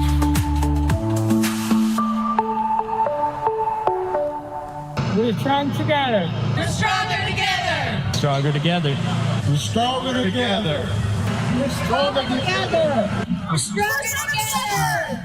We're stronger together. Come on, y'all. Y'all got to clap for that one. That was awesome, and we will move forward in more to come because we are stronger together. Next, we will go. Yes, we need to take a 5-minute break, and we will come back with committee reports. Is that okay? Yeah. All right, let's go. 5 minutes. Not 6 minutes. Missed from Councilwoman, Madam Mayor, Mr. Bryant, at that meeting? No. Okay. Then this morning, we had a called meeting that was with regard to the matters that were assigned to us regarding boards and commissions. And at that time, we heard from our city manager with regard to a letter that was received, as well as reviewing a proposed resolution and a proposed ordinance, bill number 2024-24, as well as resolution 2024-42, and which are both scheduled to come up on our agenda after the conclusion of all of our committee reports. So, Mr. City Manager, if you would like to go over with us the letter that we received from the Housing Authority, as well as the accompanying resolution associated with that, please. Thank you, Mayor Pro Temp. Letter that I received from the Housing Authority dated November 5th asked that the Florence City Council remove or revert back to the original 5 board seats and instead of the 7 board seats. In 2018, the then executive director submitted a letter to Mayor Wakila at the time and asked that the city council increase the seats of the Florence Housing Authority Board from 5 members to 7 members. And I believe when it was first started in 1968, it was at 5, and it remained that way until 2018. That is so correct. 50 years it was 5. That is correct. 50 years it was 5 members. In 2018, it increased to 7 members there. It is the Housing Authority's belief that it's time to revert back there to make revisions to that, and staff has drafted, if it's council's desire, we have drafted revisions to that to decrease the number of seats on that board back to 5 as requested by the Housing Authority. Okay, and then... And I'll pass out the letter for council. Thank you, Scotty.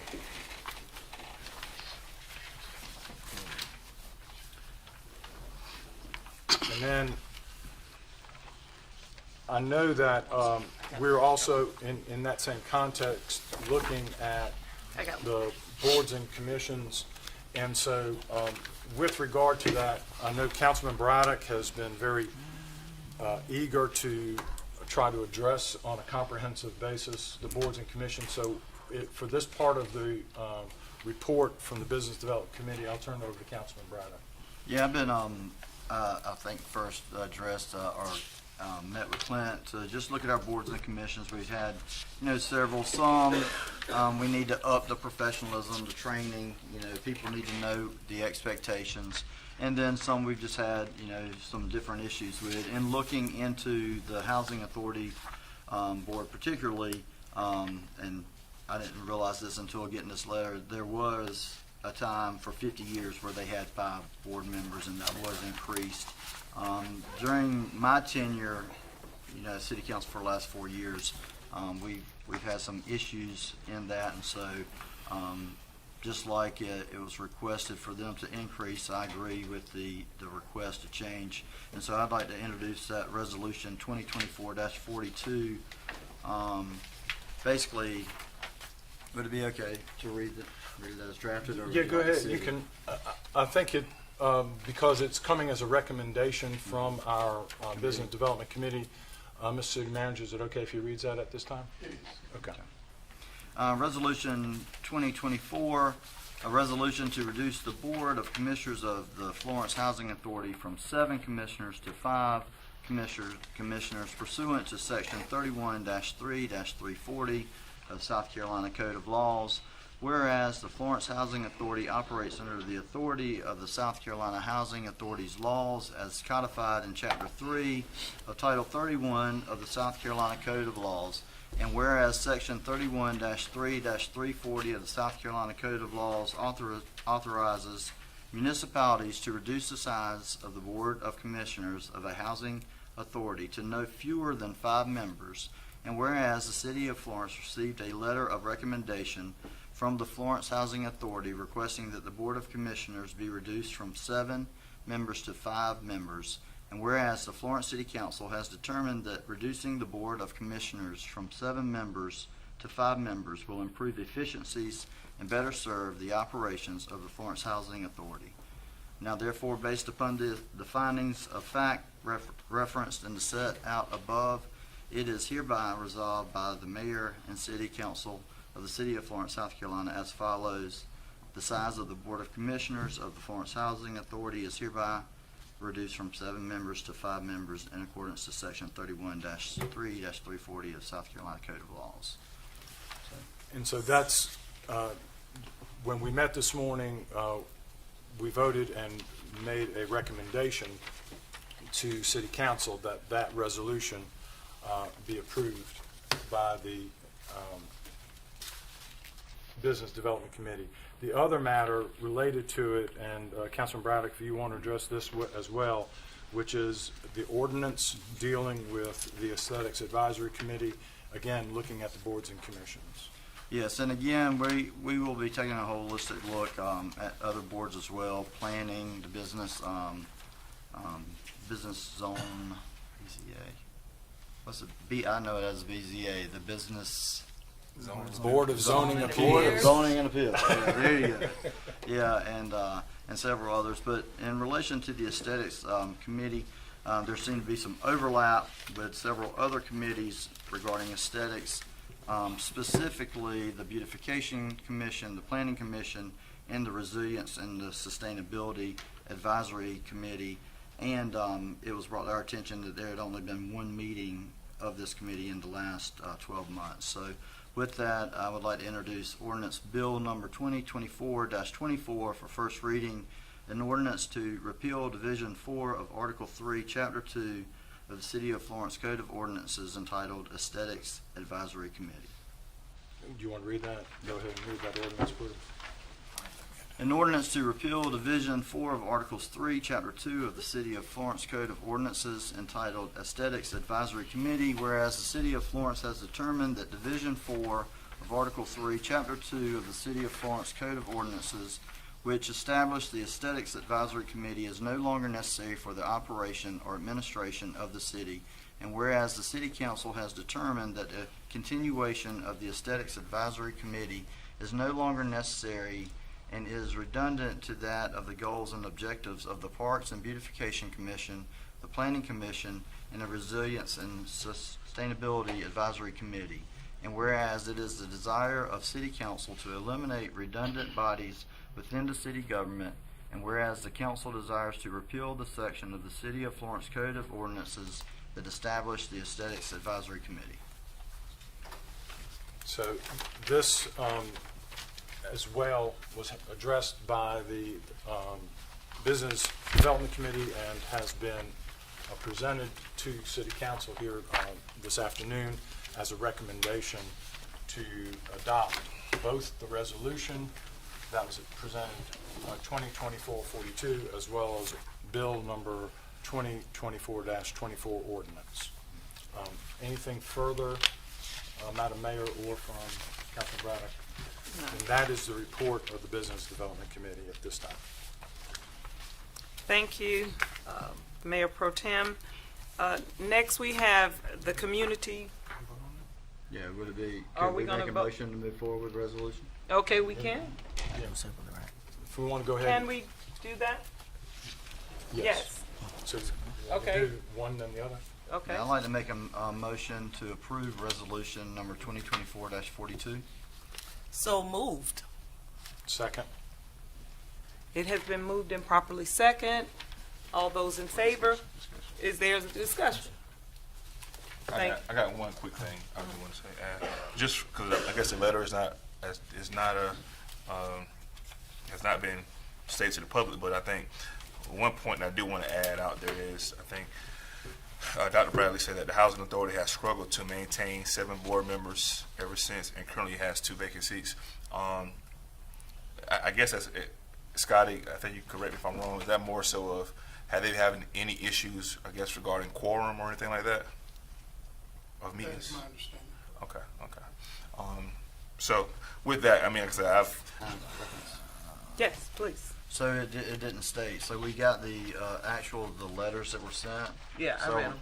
Okay, yeah, September 20th, 2018, it just was a request. We currently have 4 commissioners for the community and 1 who is directly assisting the Housing Authority of Florence.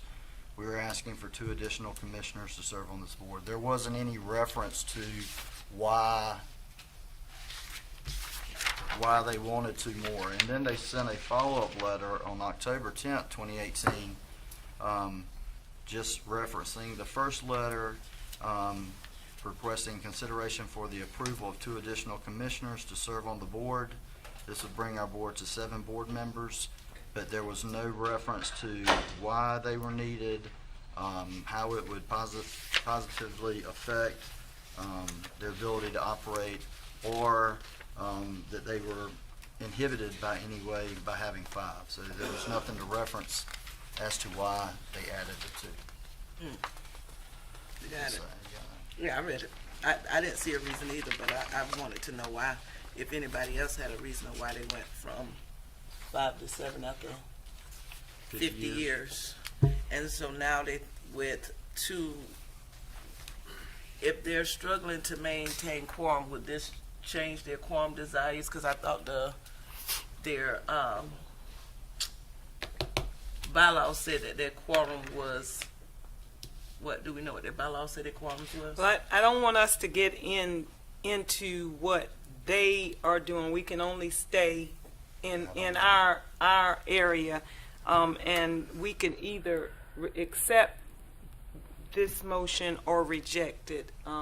Accept the letter or reject it. I don't know. Unfortunately, I like to have information, but yeah, that's fine. Okay. I've already seconded. I've already moved it, actually. So I was just asking questions. Okay, so let's move on from here. We'll call for the question. You all ready? All those in favor signify by saying aye. Aye. Opposes nay. Let the record reflect that this bill, I can't remember, see the number, resolution number 2024-42 has passed. You want to go straight to the ordinance now? Okay. I'd like to make a motion to approve bill number 2024-24. Second? All right. All those in favor signify by saying aye. Aye. Opposed, nay. Let the record reflect that it has passed. Bill number 2024-24 has passed.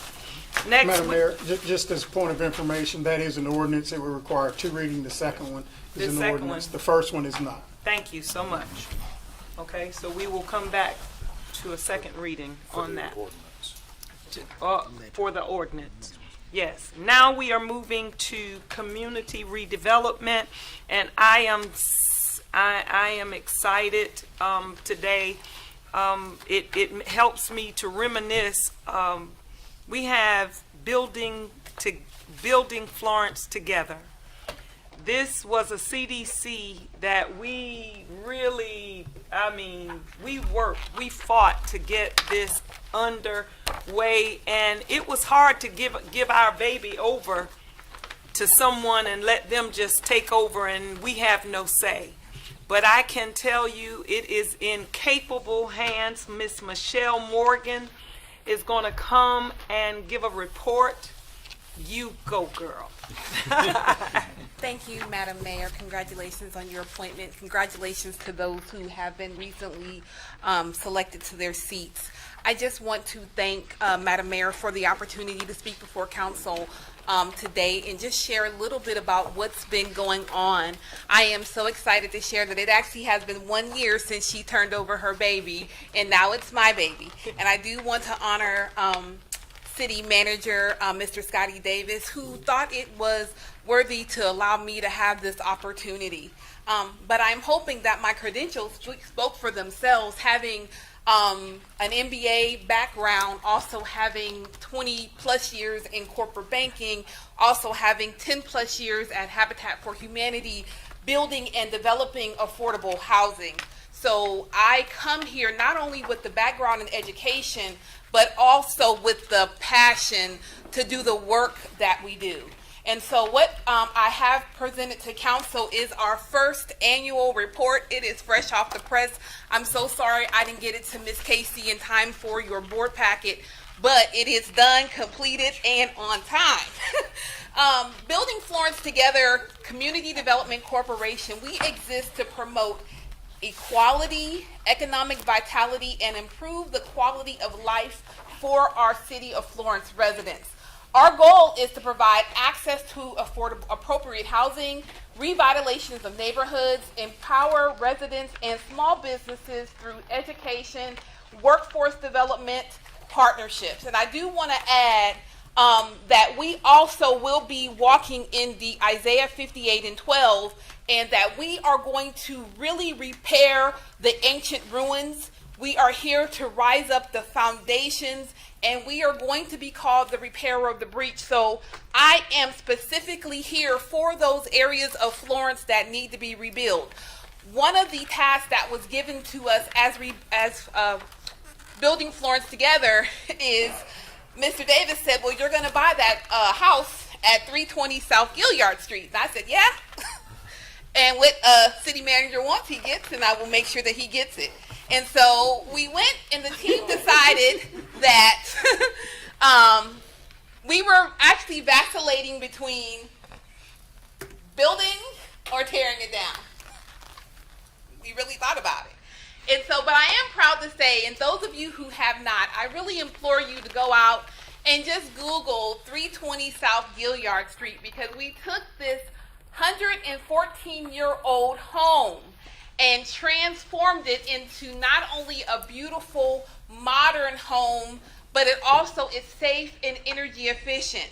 Now, what I will tell you is that this particular home has been under development for 6 months. We purchased it in October. We didn't start construction until end of March. We finished September 9th. It went on the market September 13th. Someone came to see it September 14th and put a full price offer on our desk on September 16th. That house has closed. And I intentionally did not do any marketing around this house until it was completed, because we actually had folks who said this house will never sell. But I believe that if we build them, guess what? They're going to come. The right price, the right product. And then we're going to build those neighborhoods and bring all of those people back into those areas. One of the tenets of Building Florence Together is all of our houses will have porches. Because guess what? We want people to come back and sit on their porch and enjoy the scenery and come back outside. So one of the things you will see as we begin to build are those things. Right now, we have just put an offer in on a piece of parcel. We are waiting to hear from it.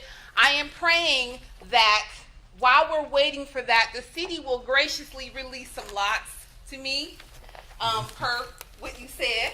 But I will say that they are working on that. But in the meantime, we are not sitting idle. There is work to do. So while we're waiting, we're going to be looking and we're going to be seeking opportunities to build. There are a couple of tenets that Building Florence Together will be doing, which is providing community education and workforce development partnerships with small businesses. So as we are building, we were laying foundation. So a couple of things, and I'm going to take my seat. In this first year, we have approved our strategic plan. We have built and developed our strategic marketing plan. We have hired a CPA firm to keep us in accurate accounting. We actually just passed our first audit with flying colors. I'm so excited that Webster's and Rogers will be presenting at our board meeting tomorrow. So there are several other things that we have been working on for this first year, but I will tell you that we have been busy. We are going to be growing. We have a working board, and I just want to implore you that listen out for Building Florence Together. We are excited. We are just getting started, and if you hear about us, knowing that there's going to be some porches on those homes, all right? So I say keep us in prayer. We are working hard. We are honored to represent the city. Thank you so much, sir, for the opportunity, and just keep us in your thoughts. Any questions? Yes, we have Councilman Yes, Braddock. Yes, congratulations on the job in the first year. I'm going to preface this with, I know that when we restore a home, we're trying to keep the community looking, and there's a benefit, an ROI greater than the cost and what it does for enhancing the community and the neighborhoods and all that. But can you share with us the numbers in terms of how much did it cost to acquire, how much was the renovation, and then how much the property was sold for? Absolutely. This particular property was purchased for $80,000. We contracted Mr. Trey and Associates, Cooper and Associates. He did a fantastic job. He did come in on bid. The bid was $130,000 renovation. That seems high, but I want you to understand we literally built this home back up from the foundation up to the rafters. We had to do extensive foundation repair, new HVAC system. We also did a brand new roof on the property, 3 bathrooms, and all of the infrastructure in the house, including new wiring and new plumbing. So while we could have built a new house for about $160,000, we decided to restore the existing infrastructure. So we did sell the home at $219,000. The city was gracious to provide a $20,000 down payment assistance. The Building Florence Together net about $73,000 on the sale. Yeah, well, congratulations.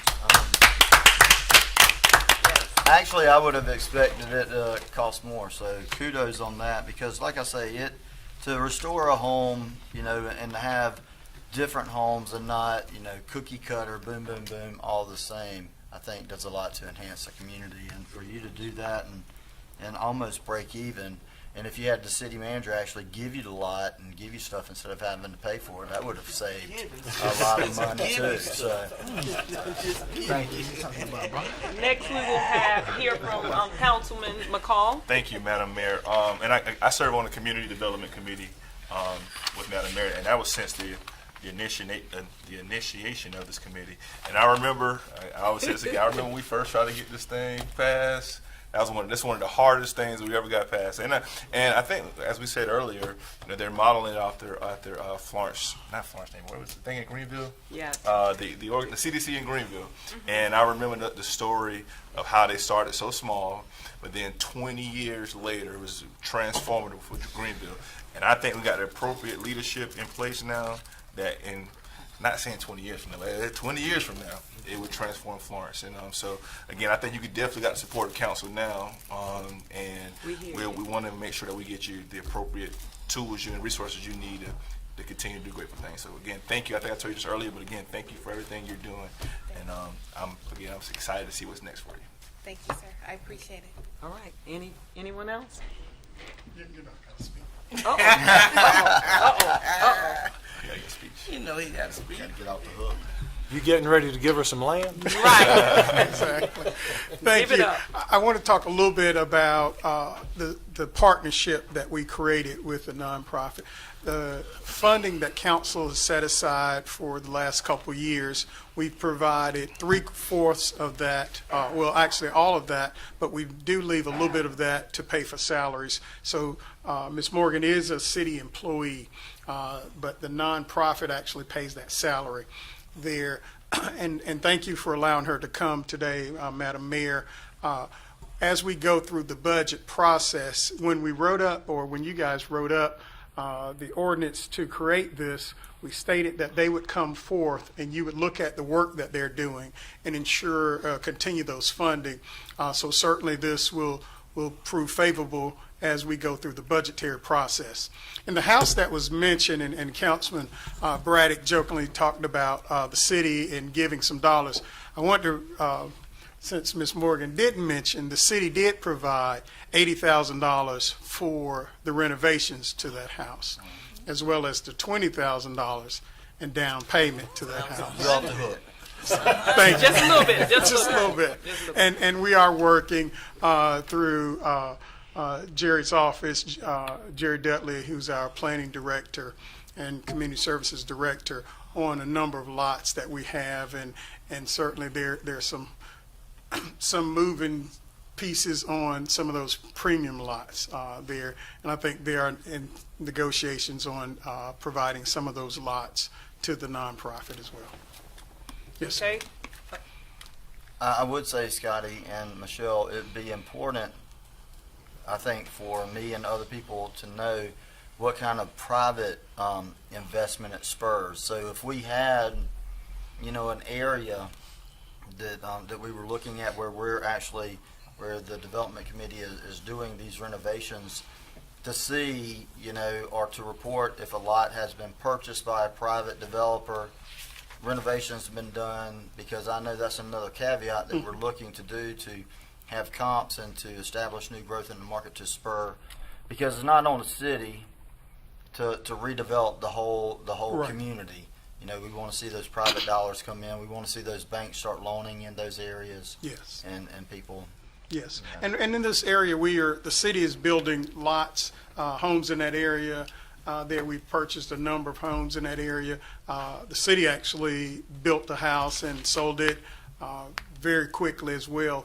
And they're, 3-4 houses down from each other, lots down from each other.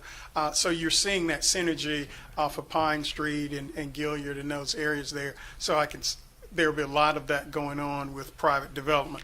We also have 6 to 7 different developers that we're working on at any given time who's building lots in the area there. So we're very proud of what's going on in community services. Chair recognizes Mayor Pro Tem. Just want to comment that I think it's fantastic that not only are we getting new homes being built, but they're rehabbing these old historic homes. Yes. And so keeping the character of the neighborhood in place by keeping these, even though the new homes have a similar feel to them in terms of its architectural style, but if you can have a 114-year-old home and you can rehab it and then put it back out there again, I think that it's a historic neighborhood, as Councilman Smith over here being his neighborhood that he represents, but I think it's so great that we're doing both, building new homes, Yes. as well as taking these historic homes and rehabbing them. I mean, So, Scott, a question while we're talking about it. Do we have any other plans to build as far as with our revitalization area in that neighborhood? Yes, that's the Pine and Gilliard Street. Yes. We've developed about 7 or 8 lots. The plans change every so often, but there's about 7 or 8 lots there that we're looking to build on. Again, actually, we have a good problem to have. We have a number of developers who are asking for those, and Ms. Morgan and her group being one of those, and staff is now divvying out those lots, and we want to have at least 3 or 4 builders in that area there, and we'll build 7 or 8 homes in that area. Okay. Okay. That's it? All right. So thank you so much. Great report, and we look for even better things. We know you on your way up. Thank you. Now we will hear from our marketing committee. All right, so thank you, Madam Mayor. Marketing and Public Relations Committee, we just finished up the CDU. So we saw the graduates from CDU, and I'm sure we're going to gear up for another session. So we need people calling in, registering for CDU, so you can come out and learn more about our city. One of the things I want to definitely talk about is where I just got back from yesterday, and that is the National League of Cities. And a lot of what happens, NLC, National League of Cities, celebrated 100 years. 100 years of assisting small and mid-town cities and towns on how to be more productive, networking, collaborating with other city council people across the United States, and it was very beneficial. I took full advantage of this learning process. We learned everything from, I went to classes talking about water for the long term, affordable housing, the local infrastructure hub, and how we can get funds that, of course, we don't have in our budget, how to create a prioritizing budget. So these were classes that really helped, and I learned a lot. And I told our city manager we will be meeting in the upcoming weeks to really put into fruition what a lot of these other cities are doing that is effective and efficient, especially when it comes to housing, the Housing Supply Accelerator. All of these things, there's grant monies out there and there's funding for. And so collaborating with other areas, even when it came down to the local infrastructure hub, finding out that Florence didn't get any money, but Lake City did. So we have to find our creative ways to find infrastructure to ensure that our residents are living the best lives and creating a better life for our residents. So even with that, we celebrated that. We had a good time. It was very educational, and it's classes like this that helps me become a better city councilwoman for you guys. So all of the stuff that I bought back, and I bought a lot of stuff back, we will be talking about and finding out how we can implement that into the city of Florence and how we can better our citizens. So, and finally, don't forget about Cy. I got my little Cy bag, Ask Cy. So please, please, please register for Ask Cy 855-964-3929. Text them, put them in your phone. We still need to increase our participation. We're on our path, and we've been doing a lot to acclimate Cy into our communities, but it still takes all of us sharing it, making sure that our senior citizens have Cy on their phones, because these are our vulnerable citizens that need up-to-date information about what's going on in our city. So let's all continue to promote Ask Cy, and hopefully we'll have some better things coming in our city. Thank you. That concludes my report, Madam Mayor. Thank you. Next, we will have the finance and audit. Thank you, Madam Mayor. I'll listen to everybody's presentation today. And I guess it's not. I always got the boring report. Nobody want to talk about finance. That's the boring thing. So, but I gotta do my job. Let's see. So we started off. Well, we met. Excuse me. The committee is myself, Councilman Brian Braddock, and Councilman J. Lawrence Smith II.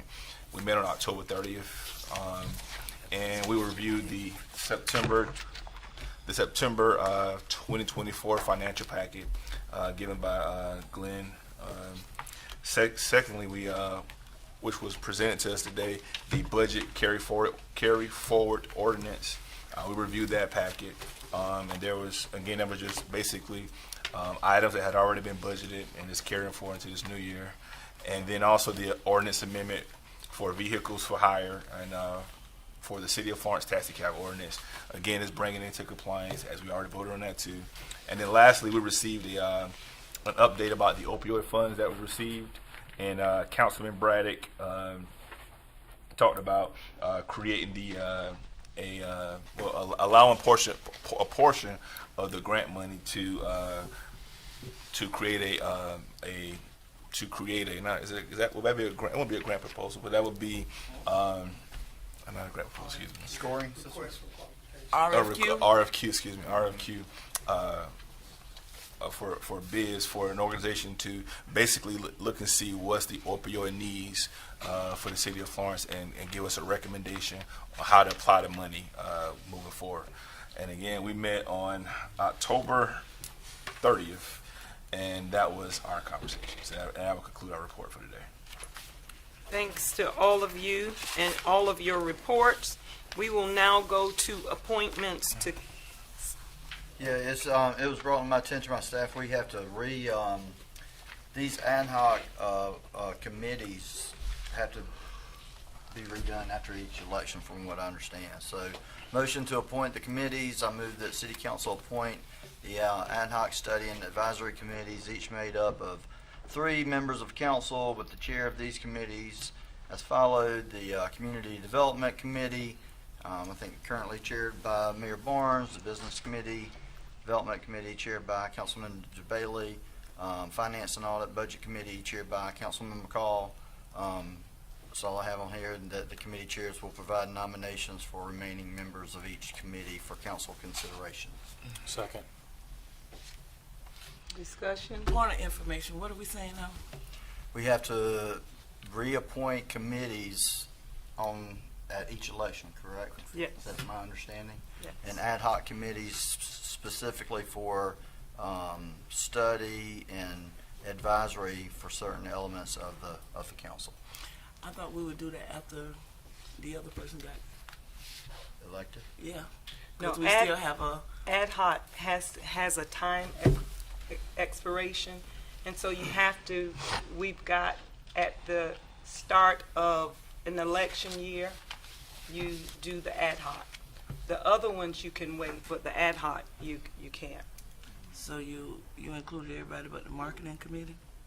Your marketing It was not recommended for the marketing PR just because of the staff seemed to be, after getting PSI completed, that there wasn't a need, for additional staff support on that. So what are we saying? We cutting out the marketing and public relations committee? That would be the recommendation, yeah, at this time. Interesting. Any other discussion? I have a question. Was this studied? Was it studied by a committee? Or did the Business Development Committee? Was it a recommendation from the Business Development Committee? Yes. Okay. Yeah, it came through the meeting that we had about committees, the commissions, and the different aspects that we're looking at revamping. Mm-hmm. Okay, you said Streamlining different things, streamlining processes. Okay. Point of information, I think it should not be couple people making the entire council decisions, and especially affecting the entire council. But of course, I'm gonna let y'all do what y'all do. But I just want to say, I don't think that is right for a couple people to make decisions that the entire council should be making. And I'm done. Okay. Is there any more discussion? It's a motion. A motion, is there a motion and a second? It has been properly motioned and second. All those in favor signify by saying aye. Aye. Opposes? I'm going to say nay. Let the record reflect that the motion has passed. Because we didn't even know where this motion came from, so yeah. Okay. All right. Appointments so we will move on next month with the chairs of each committee appointing who they would want on their committees.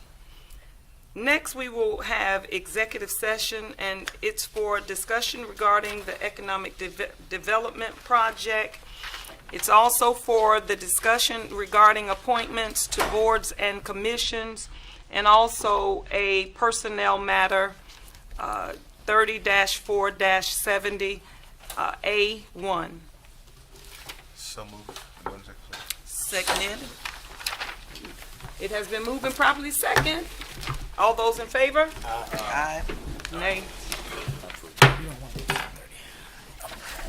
We have now returned from executive session, and after returning, there were no votes taken. But we have the items. Madam Mayor, Yes. make a motion, or someone would make a motion to come out of executive session. Sir. Okay. All right, it has been motioned to come out of executive session, and it has been second to come out of executive session. All those in favor signify by saying aye. Aye. Opposes? The ayes have it. We are out of executive session. Now we have this item that we discussed on the economic development project. There was no vote needed on that. Next, we have, Yes, it is. Got a vote. was it a vote needed? No, we now need a vote now. Oh, so I'm sorry, I'm moving too fast. I will entertain a motion. So moved. Seconded. All those in favor signify by saying aye. Aye. Opposes? Let the record reflect that the ayes have it. Now, we are at boards and commissions.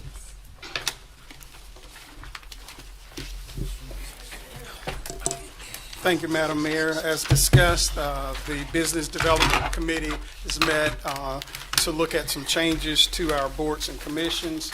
We've taken that into consideration. We have a number of openings on our boards, starting with Accommodations Tax Board. There should be at least 2 hospitality industry members who should be from lodging. 1 member must represent the cultural organizations of the city. There are 3 expired terms and 1 vacancy on the board. We have seeking reappointment Jacqueline Campbell, Tim Norwood, who serves under hospitality, and Quentin Williams. That first appointment goes to Councilman McCall. Thank you, Mr. City Manager. I would like to nominate Mr. Quentin Williams. Reappoint. Well, nominate. I said it's nomination. Nomination for reappointment. Okay. There you go. Who's next? Oh, We have to vote on that. all those in favor? Yeah, we've got to vote on that. Is there a motion? There's a motion. Is there a second? Second. Third. All those in favor signify by saying aye. Aye. Aye. Let the record reflect that Mr. Quentin has passed. Yes. Next, the next appointment falls to Madam Mayor. I'd like to reappoint Mr. Tim Norwood. Finally, we have Councilman Smith. Defer. Okay. Our next board is the Planning Commission. We have 3 expired terms there. Members should be a resident of the city, a representative, or business owner located operating in the city. Seeking reappointment, Charlie Abbott, Mark Lawhorn, Bryant Moses. Applicants, we have about 7 applicants. First to make nominations is Councilman Braddock. I'd like to reappoint Mark Lawhorn. Is there a second? Second. It's been moved in second. All those in favor? Aye. Opposes? The ayes have it. Congratulations, Mr. Lawhorn. Next. Next is Pro Tem Jabali. I'll nominate Bryant Moses. Is there a second? Second. Second. All those in favor? Aye. Signify by saying aye. Opposes, nay. Let the record reflect that Mr. Brian Moses have been reappointed. Madam Mayor, we did not talk about this. As you know, since you've been mayor, your at-large seat is vacant, and there are 5 appointments to that seat. Has council decided how they like to deal with Could that? I make a recommendation that we leave them today and we come back to that at a later date? To council, yes. Just defer. Can we defer? Yes, we can defer. All continue those to in favor, defer. do I have a second on that? Second. Is there, But defer or bring it back up next month, right? Yes. You want it back up next month or defer till after the election? well, Let's do it next month. Do we know No, the date I of the think election? In the April? election is already, always, all the way in April. So Yeah. if, Let's do it if, next month. I may, during discussion. Yes. If you want to have this where, as a part of our conversations with the Business Development Committee, we can come back with a recommendation on how long to defer it. Okay. Okay, so if there's- you want to amend your motion to that. The folks that are currently on stay on until they're Yes. replaced, correct? Yeah. That is correct. Okay. Yeah. As long as they're On able this to- board. As long as they're able to Yeah, continue on to this do board. business. Yeah. So for right now, it'll go to Business Development Committee for our next meeting, and then we'll report back at the December meeting with a recommendation The recommendation to, of what to do as far as the vacancies are concerned. Okay. Is there any discussion of that?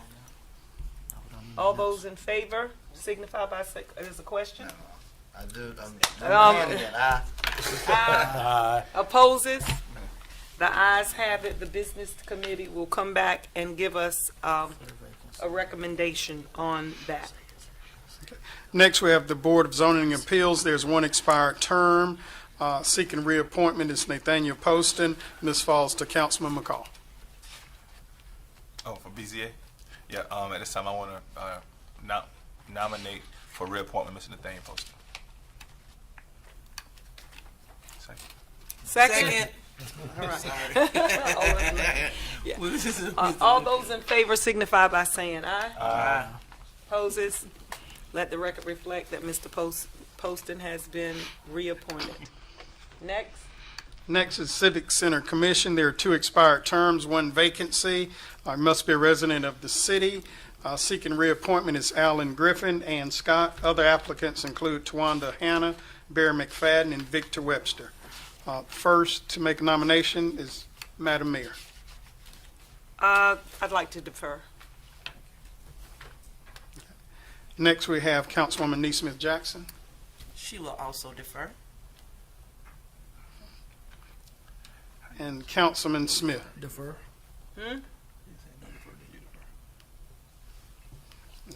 Everybody defer? Next is our Design Review Board. There are 3 expired terms and 1 vacancy on the board. Membership requirements: professional structure engineer, architect, person actively engaged in business or commerce in the industry, and a person specifically qualified by education, training, or experience in landscape design. Seeking reappointment is Michael Pageant as a professional engineer, David Lowe as a landscape design, David Tedder is engaged in business or industry in the city. New applicants include Nick Gaddy, qualified to serve as an architect, and Victor Webster, qualified to serve as a person engaged in business in the city.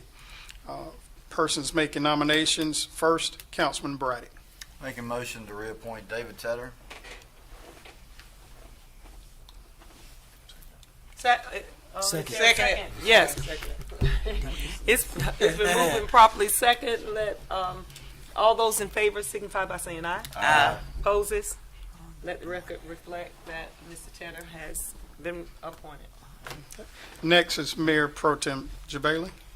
Seek to appoint Victor Webster. Second. Second. All those in favor signify by saying aye. Aye. Opposes? Let the record reflect that Victor Webster has been appointed. I think we just appointed, we just Wanted appointed him to somewhere else. Tedder as that position, so that Victor Webster was Okay. qualified to serve in that. Yes. The issue is David Terter, that appointment, he's engaged in business or industry. You have one person.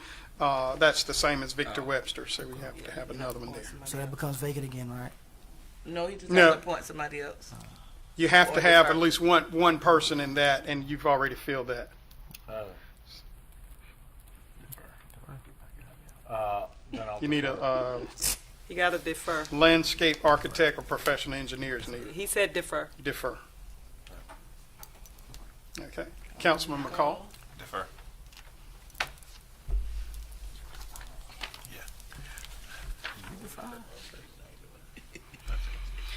Next, we have Construction and Maintenance Board of Adjustments and Appeals. There are 4 vacancies on this board.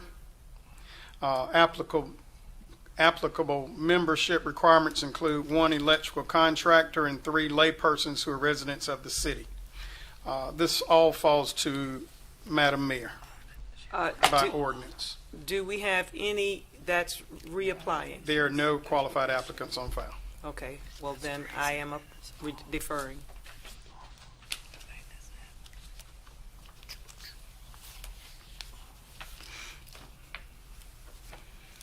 Next, we have Parks and Beautification Commission. There's 1 expired term and 4 vacancies on this committee. Seeking reappointment is Atisa Harley. New applicants, Kiana Brown, John McLeod, Vanessa Murray, Wesley Snow, and Christopher Wentzel. First to make nominations is Pro Tem Jabali. Vanessa Murray. Second. All those in favor signify by saying aye. Aye. Opposes? Let the record reflect that Vanessa Murray has been reappointed. Next to make appointment is Councilwoman Neesmith Jackson. I reappoint Atisa Harley Williams. Second. All those in favor signify by saying aye. Aye. Opposes?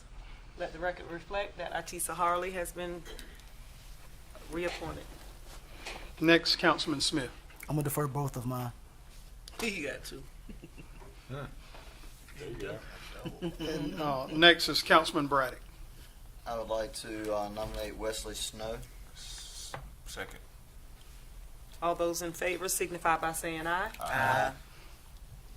Let the record reflect that Wesley Snow has been reappointed.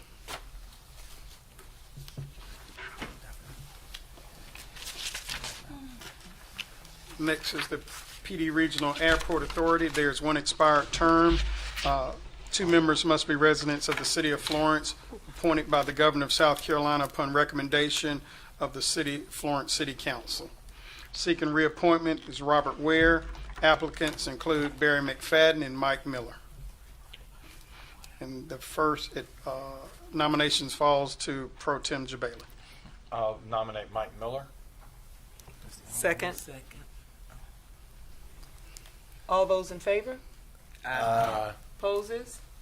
Let the record reflect that Michael Miller has been appointed to the airport. Next is the Veterans Park. There are 3 expired terms on the Veterans Park. All members shall be qualified voters in Florence County. 4 members shall be honorably discharged veterans.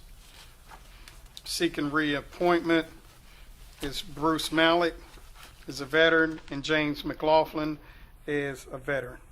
New appointments, Shaniqua Joe, that states they're veteran, and Vanessa Murray.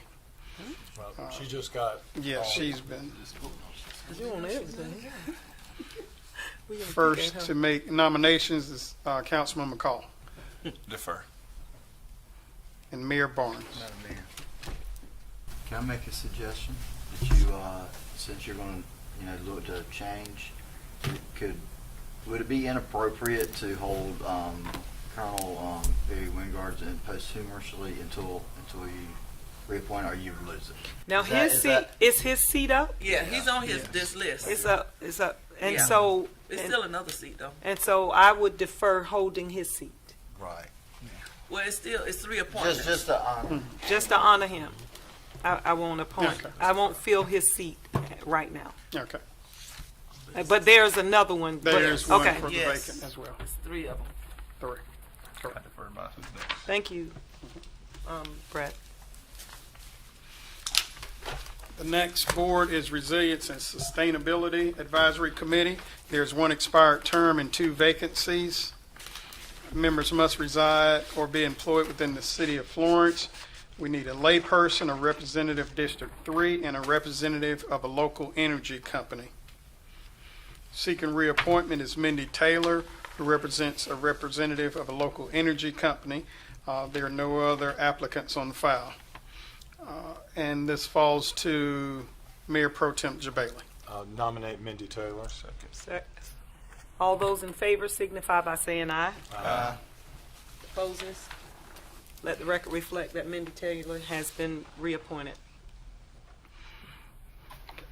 Finally, we have the Public Safety Citizens Review Board. There are 2 expired terms. Must be a city resident and 21 years old. Seeking reappointment is Riley Props and David Jones. New applicants are for 5 new applicants. Making the nomination is Councilman McCall. And what's the 5 new applicants? Chandler Anderson, Tatiana Lance, John Rosado, Wesley Snow, who's been appointed, and Shelby White. Defer. Next time. And next, appointment is Madam Mayor. Defer. That completes. As point of information too, as far as for the public safety, those are, and I think as the ordinance is stated, if you're newly appointed, they have to then go through the training. The That is necessary correct. training. Is that correct? That is correct. No, you got one